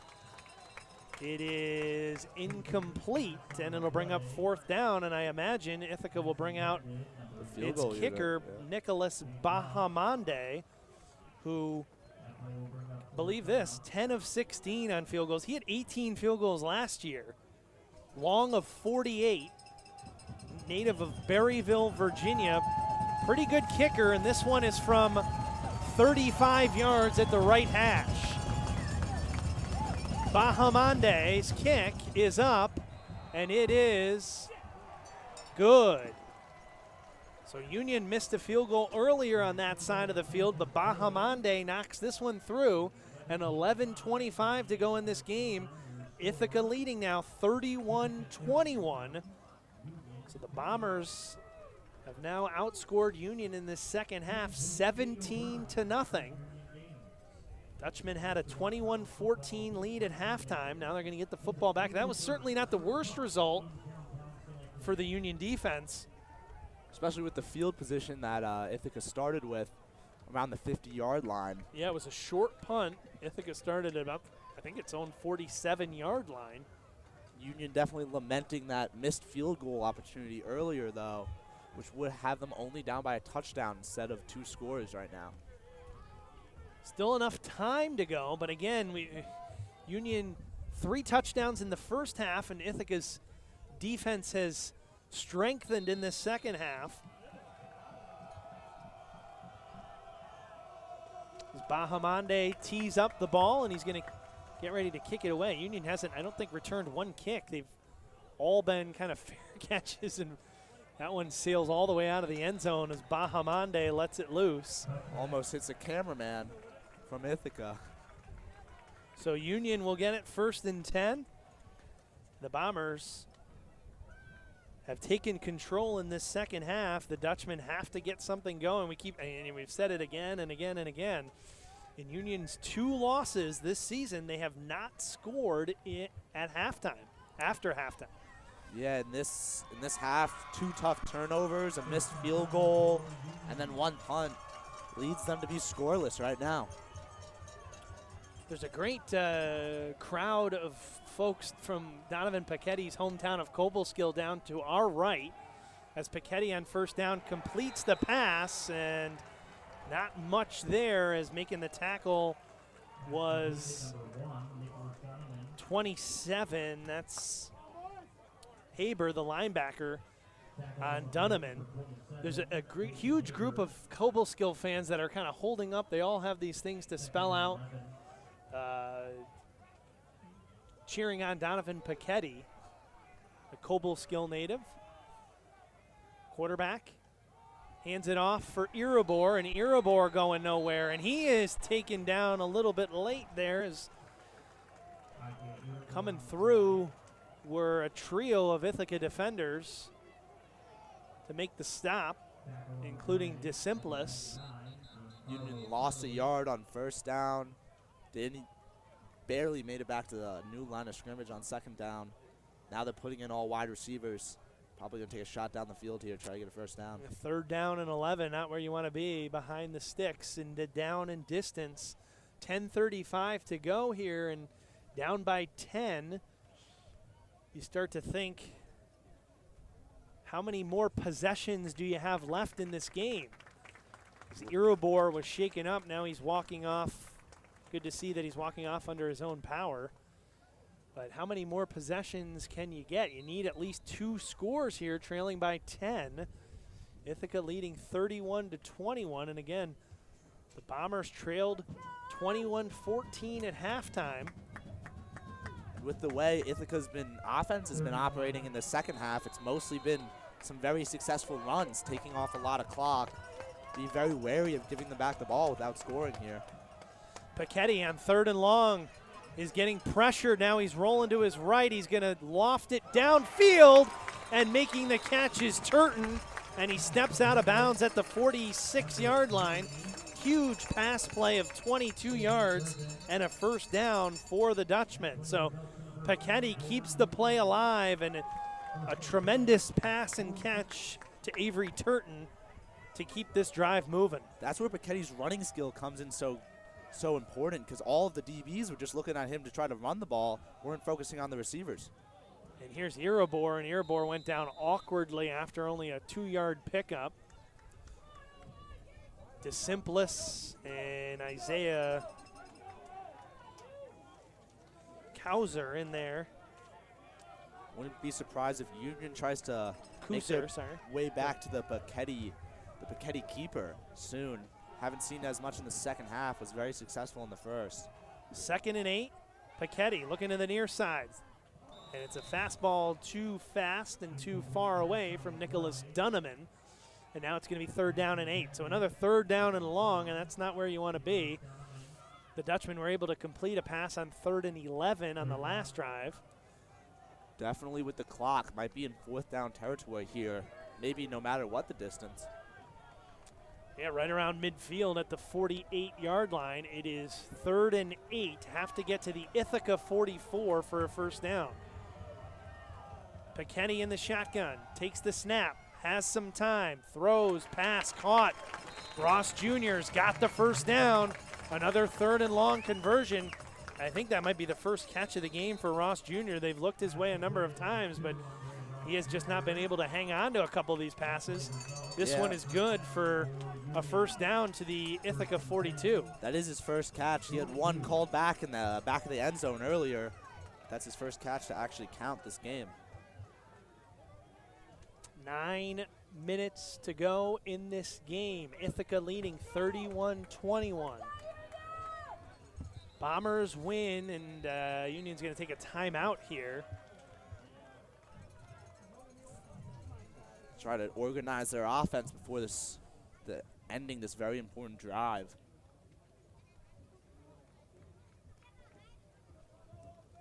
$8:55 to go in this game. Ithaca leading 31-21. Again, it's pretty simple. Ithaca wins this game. They go to 9-0. They win the Liberty League title. 6-0 through the league. And advance to the NCAA tournament no matter what happens next week in the Corsica game against Cortland down at Yankee Stadium. Union wins this game. They would then need to only defeat RPI. I say only. RPI is a pretty good team in its own right. They would basically be a win and in situation for the Dutchmen next week against RPI. And meanwhile, if Union wins this game today, Ithaca would be rooting for Union next week, because if Union beats Ithaca this week and then loses to RPI, Ithaca gets the automatic bid based on the tiebreaker, the head-to-head win over RPI earlier in the season.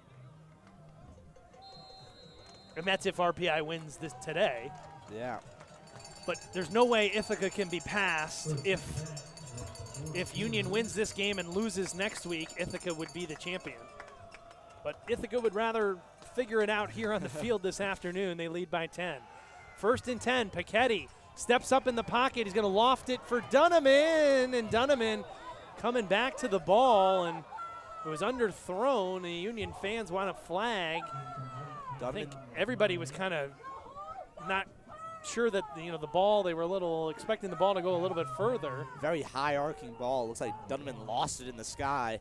Kind of saw it at the last second and took a dive to try to catch it, but 2nd down and 10 at the Ithaca 42. 8:48 to go in this game. Paquetti, empty set, nobody in the backfield with him. This has usually been a run for Paquetti, and it is again here. And he gets inside the 40 to the 38-yard line. Pickup of 4. It'll be 3rd and 6.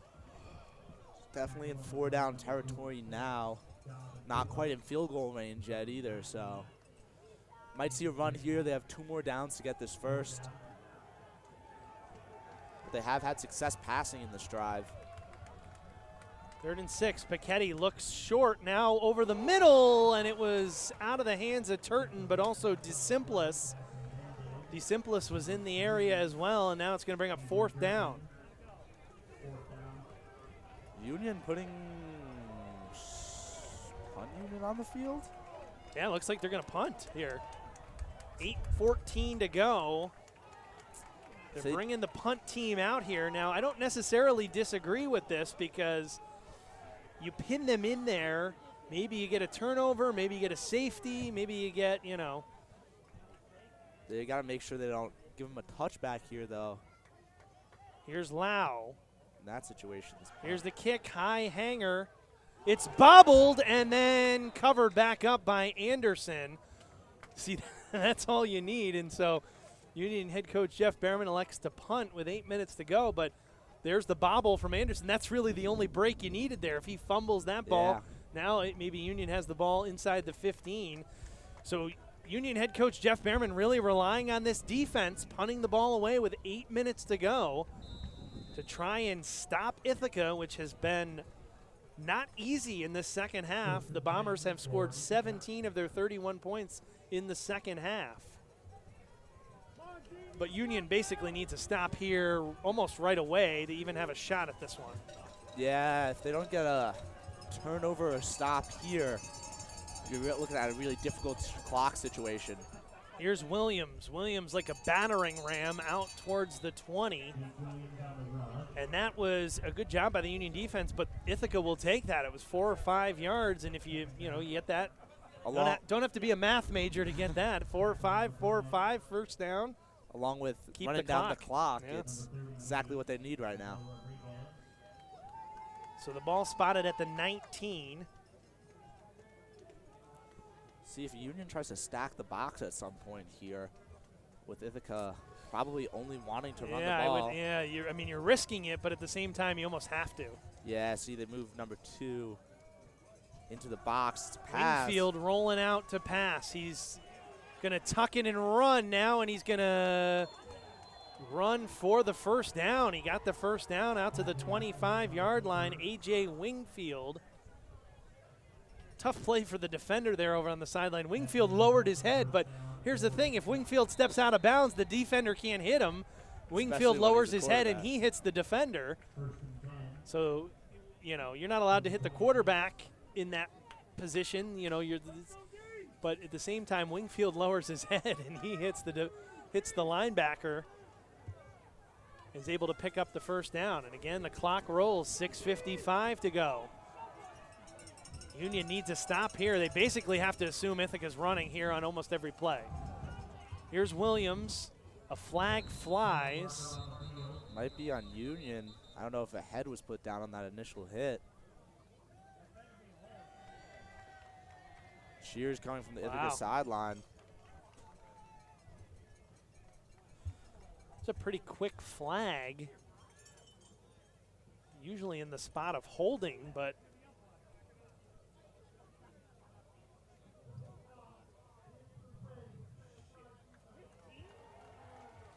it's a 15-yard face mask, so that gives the first down, brings out to the 44-yard line. And now it's another first down for the Bombers. Union cares less about the yards, more about the downage right now. And the time. Fresh set of downs, 6:35 to go. The clock continues to roll. Ithaca would just be happy to run out the clock at this point, leading 31-21.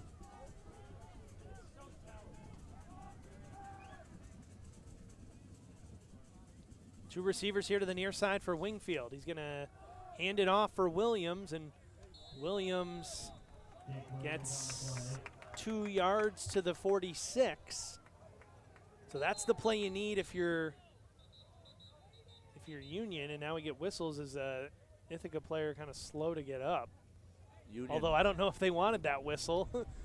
That's yeah, he gets up and moves off the field quickly. Union puts in another defensive lineman right now, trying to stop this run game so they can get the ball back.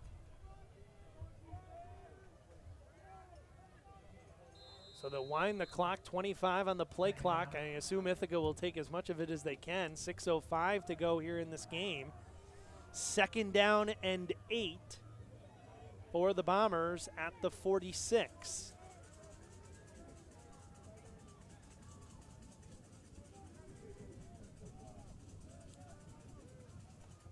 Wingfield's going to run it. Tucks it. Puts his head down, gets to the 49, and it's going to bring up 3rd and 5.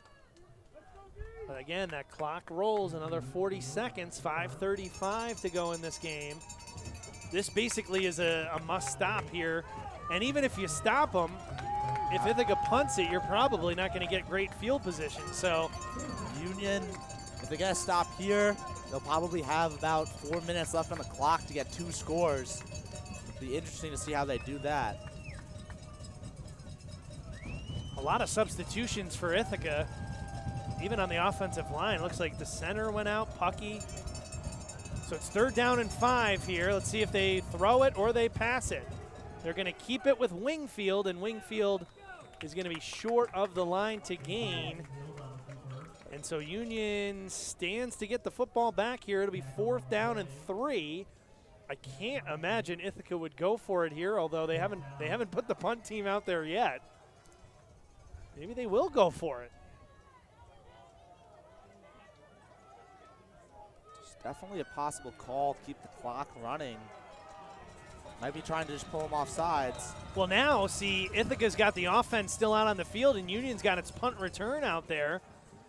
And so they've got to call a timeout because Ithaca still had its offense out on the field.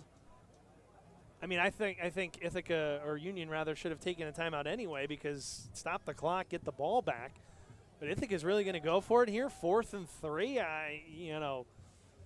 Certainly you can put the game away here, but you also have an opportunity to give the team trailing momentum.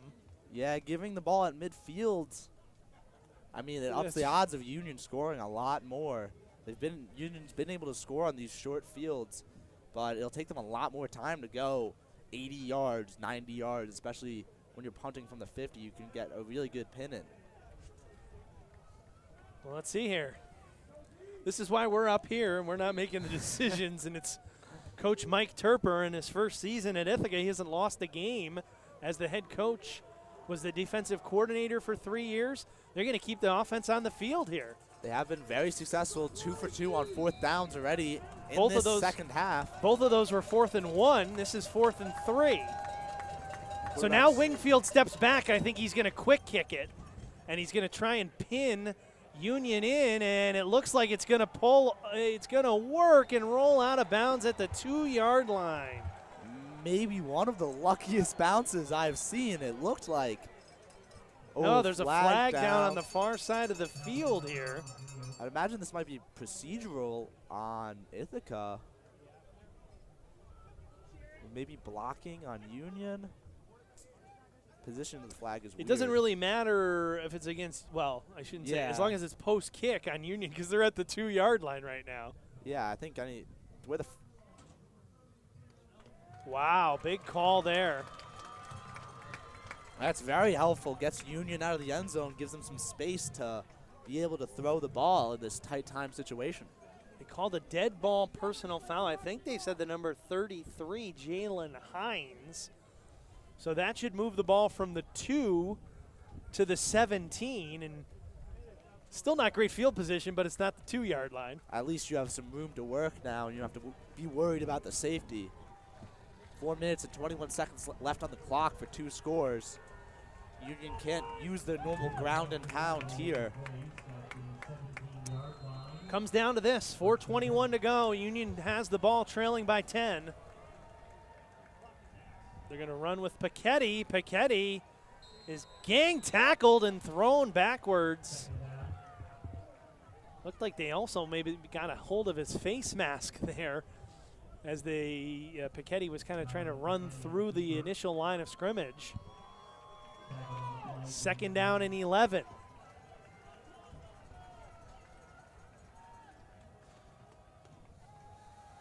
Paquetti looking to the near side. Pass complete to Fiore, and Fiore ridden out of bounds by 16 Rooms. And that'll be out near the 22-yard line, so it'll be 3rd down and 5, I guess, call it.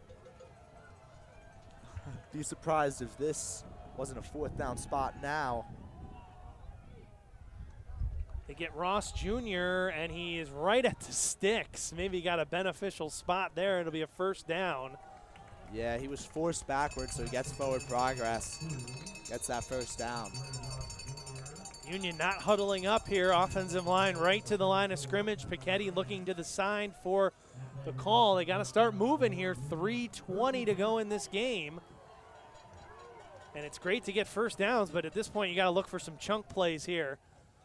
Paquetti steps up. He's going to pull it down, and he's going to run out of bounds after only a short pickup.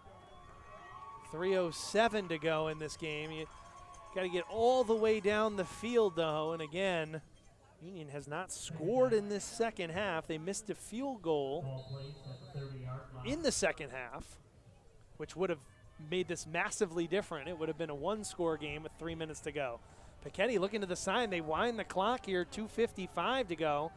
Union's got to be a little bit of a sense of urgency here with under 3 minutes to go, 2:50. Piketty's pass complete to Iribor out of the backfield. He's going to try to get out of bounds, and he's knocked out of bounds, and they wind the clock here as he went out of bounds. 2:35 to go, and they must have said he was kind of going backwards when he went out of bounds, so it's 3rd and short, but there's 2:30 to go in this game. Got to get the first down here, but you also got to take a couple of shots down the field. 2:20 to go, clock running. Union putting 3 receivers out right, empty backfield. Still have a tight end in, though. 3rd and 2, Piketty trying to pick up the first down. He's able to get there. That'll stop the clock to move the chains. 2:05 to go. Piketty trying to get everybody to the line because they wind the clock. 2 minutes to go. Under 2 minutes to go. 1st and 10 for Union at the 41. Piketty takes the snap. Now he's going to put it up deep, and nobody's down there. It's going to be incomplete pass. First time Union's actually been able to stop the clock so far. Might be able to get a series of plays in now so they can get these off a little bit quicker instead of having to look at the sideline each time. They put in another receiver. Yeah, Shazir Sullivan comes in for Turton. 2nd down and 10, but that's not really the problem. The problem here is the clock. 1:45 to go in this game. Definitely looking like a score and then onside kick scenario right now. But you got to take a couple of shots deep here because first you got to score, yeah. You got to get a field goal or you got to get the touchdown. 4 seconds on the play clock. Piketty with the snap. Has time. Pass is knocked down. It was 23, Tamir Rouser, who knocks the pass down. It'll be 3rd down and 10.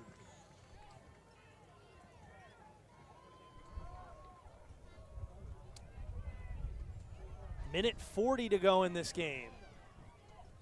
Give credit to the Ithaca defensive line, too. They've been able to get pressure with 3 and 4. That's really what can make a passing defense so good is being able to get pressure without having to send many blitzers. That allows Ithaca to play this great coverage that they've been playing during this drive. Piketty going to run it and not going to get the first down. Also, the clock's going to continue to roll, and it's going to be 4th down, 1:30 to go, 29.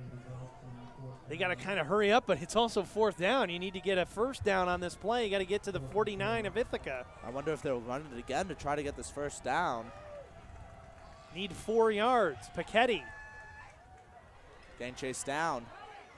throws it. Pass caught by Shazir Sullivan, and Sullivan has the catch for the first down inside the 35 and down at the 33. Union's got to move here. 1:09 to go. 1:08. And I think Piketty's going to spike it here. But everybody is kind of, Piketty is out of gas. Andre Ross Jr. is down to a squat. These guys are out of gas here on. These receivers have been running wind sprints up and down the field for the last 6 or 7 plays. And you're going to be asking them to do it again here because you're at the 33. You need to score. Again, how different this game would be if that field goal had been made by Lau. Not to put it on any one play in particular. Piketty's pass is incomplete here. Looking to the near side for Iribor. And it's incomplete. It's going to be 3rd down because you spiked it on. That's the problem. You spike it on 1st down. Although I guess you're going to go on 4th down. So you still have 2 more downs. Well, you may dial it down says 2nd. It's actually 3rd down because they spiked the 1st down. You may start to look at getting it within the 30 here, kicking, and then hopefully getting a touchdown later, depending on the down situation. Yeah, although you got to get all the way inside. You know, Lau's long this year. I'm not sure what they were looking at Coach Turper for over there. Oh, there was a flag down.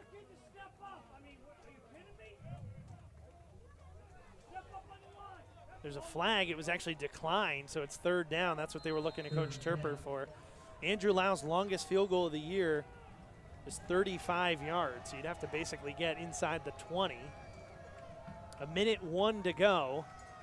Paquetti looking for it all, and it is in and out of the hands of Irabor, and he was in coverage. There's a flag down.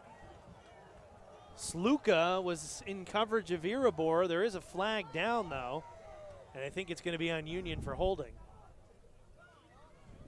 What do you do if you're Coach Turper here? Do you decline it for fourth down? I would.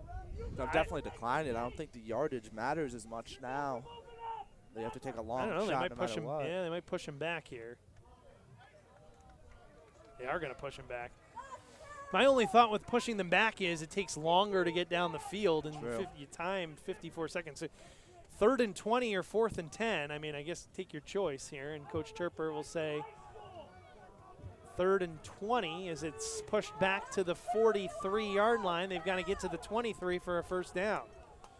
Ithaca's getting really good pressure right now. They got that holding call because they got such good pressure with only 4 men. Union has to have a tight end in just to run these pass plays. Paquetti takes the snap, steps up away from the oncoming rusher. Now he's going to throw it for the end zone. Dunham in, and he gets interfered with by Tommy Moran. But that's not the worst thing in the world if you're Ithaca, because it's only a 15-yarder. Yeah. Automatic first down helps. You'll take that over a catch there any day. Certainly take that over the catch, which would have been inside the 5-yard line, potentially a touchdown. Does give Union a first down, but they're still at the 30-yard line with 45 seconds on the clock. Yeah, I think they're trying to figure out where to spot it. They put it down at the 28. So it'll be first down and 10. Yeah. I think they're looking. I think they're supposed to maybe put it down at the 29. Yeah. What's a yard here or there? And I think that's right. It was at the 43. They had to get to the 23 for a first down, but the 15 yards brings them to the 28. Automatic first down for Paquetti, but there's only 45 seconds left to go in this game. Paquetti throwing to the far sideline, and it's incomplete, looking for Ross Jr. And at this point, you almost got to kind of take a couple of shots to the end zone here. 40 seconds to go. Not really in Lau's range yet, but be about 45-yarder from here. Lau's longest is 35, and he missed I want to say a 30 or 28-yarder earlier in this half. If they need to, they might have to give him an attempt over 40. Second down and 10. Paquetti gets away from a rusher. Now he's going to throw it incomplete. The Ithaca pressure once again, and Paquetti gets up. I'm sure he's going to be feeling this game tomorrow, and there's another Ithaca player down, or Union player rather, down on the far side of the field. I think that's Ross Jr. Gives Union a little bit of time to talk over their strategy. Only 33 seconds left in the game. Third down. There's actually a player down on the Ithaca side of the field, too, as 99 being helped off. All right, man, everybody is giving it all this afternoon. Lots of cramps. These receivers have been on the field for just running up and down for 10, 20 plays now. If you joined us late, Ithaca led 7-0 on the opening possession. Union then took a 14-7 lead. It was the first time Ithaca has trailed all season. Ithaca scratched to tie the game back at 14-14, but Union scored late in the first half to take a 21-14 lead to halftime.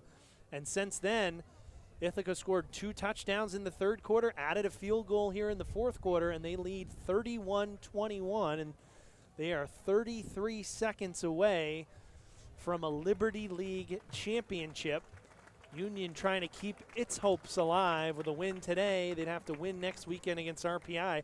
Both of these teams have rivalry matchups next week. Union at RPI, Ithaca versus Cortland at Yankee Stadium, and that could be 9-0 Ithaca against 9-0 Cortland. That would be a whale of a game, especially at Yankee Stadium, which I think is close to sold out. It's going to be aired on the Yes Network. Andre Ross Jr. off the field. Yeah, he was hurt a little bit on that last play. 3rd and 10. Paquetti steps up. Now he's looking downfield. He's going to take off and run. He's got to cut back inside to get the first down. And he does. They take a timeout. Timeout Union after they get the, well, I thought it was first down. They actually marked him short of the line again. I thought he got the first down. Looked like he got it. Now there'll be a decision whether they're a kick or not here. Yeah, 21 seconds to go. Clock now says, there we go. 22 seconds now as they put an extra second on. It says, so it's 4th and 1 at the 19-yard line. So even from here, it would be a 36-yarder, which would be the longest of the season for Lau. You got to shoot for the end zone here. If you ran for the first down, you would have 15 seconds left to score, get an onside kick, and kick it. I think you either hit the end zone here or you kick the ball. It's a pretty manageable, about 19 yards away to hit the end zone. This timeout hopefully will bring Andre Ross Jr. back in if his cramp has cleared up. He's sitting down there on the bench. Yeah. Say that you got Dunneman at the bottom of the screen. Irabor set up as a receiver. It's 4th and 1, so you need the first down to keep this game alive. But to your point, Connor, there's only 22 seconds left, so you got to get the first down. And every time they've gone empty backfield here, it's been a Paquetti run, seemingly. And flags fly. And that is a humongous penalty.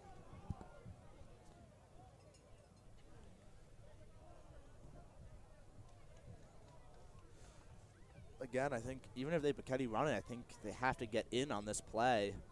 But now Ithaca knows that's a play call, so we'll see how they change it up here if they try to throw the ball. There's a lot of space on the right side of the field, but if you were to pass that to Dunneman in the corner, that is a long pass. So now it's 4th and 6, and again, you gotta get the first down to keep the drive alive. But there's only 22 seconds to go.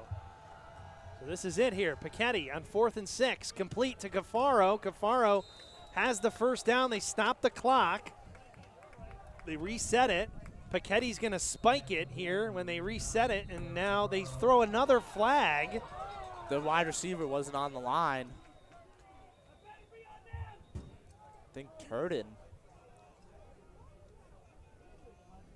I think that's going to be that could potentially be a 10-second runoff too, or you have to use a timeout. Oh, maybe it's on Ithaca. Never. Yeah, it's on Ithaca. Turden thought it was on him. I know. Yeah, they didn't. Yeah, they were not happy. Started complaining. 5-yard penalty moves the ball down to the 10. Now with 16 seconds left.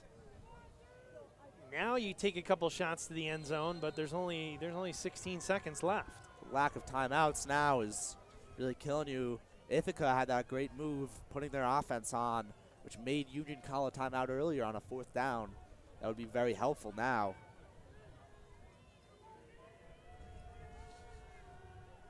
Paquetti with 3 receivers to the near side. Irabor goes in motion that way. Paquetti rolling to his right, throws it for Irabor. Irabor makes a stop and dives into the end zone for a touchdown. Paquetti with his second passing touchdown of the game to IK Irabor. And with 10 seconds left, Union is within 4.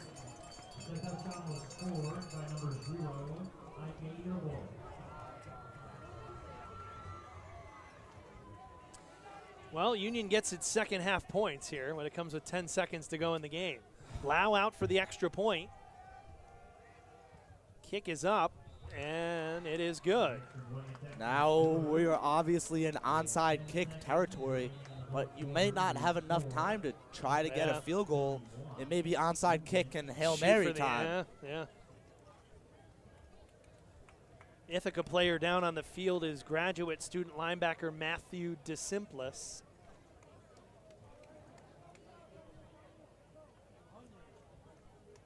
Both defenses worn out here. Every player down there seems to be out of gas here with 10 seconds to go. Ithaca leading it 31-28. Union gets its second half points. Trying to give those receivers a break before they have to go back on the field, drawing up plays Hopefully, already. right? Hopefully, for Union's sake, they can get the onside kick. But again, only 10 seconds remaining. Thinking if the onside kick takes about 5, clock stops if either team gets the ball.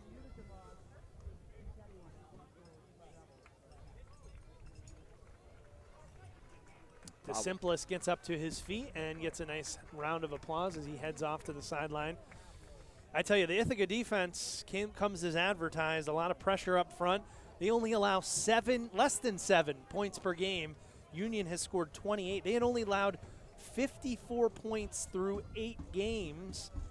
They've given up 28 points here this afternoon, but barring some sort of miracle here, it's going to be the Bombers who have just enough by the length of the foot from Nicholas Bahamande, who made a field goal earlier in this fourth quarter. But let's see here.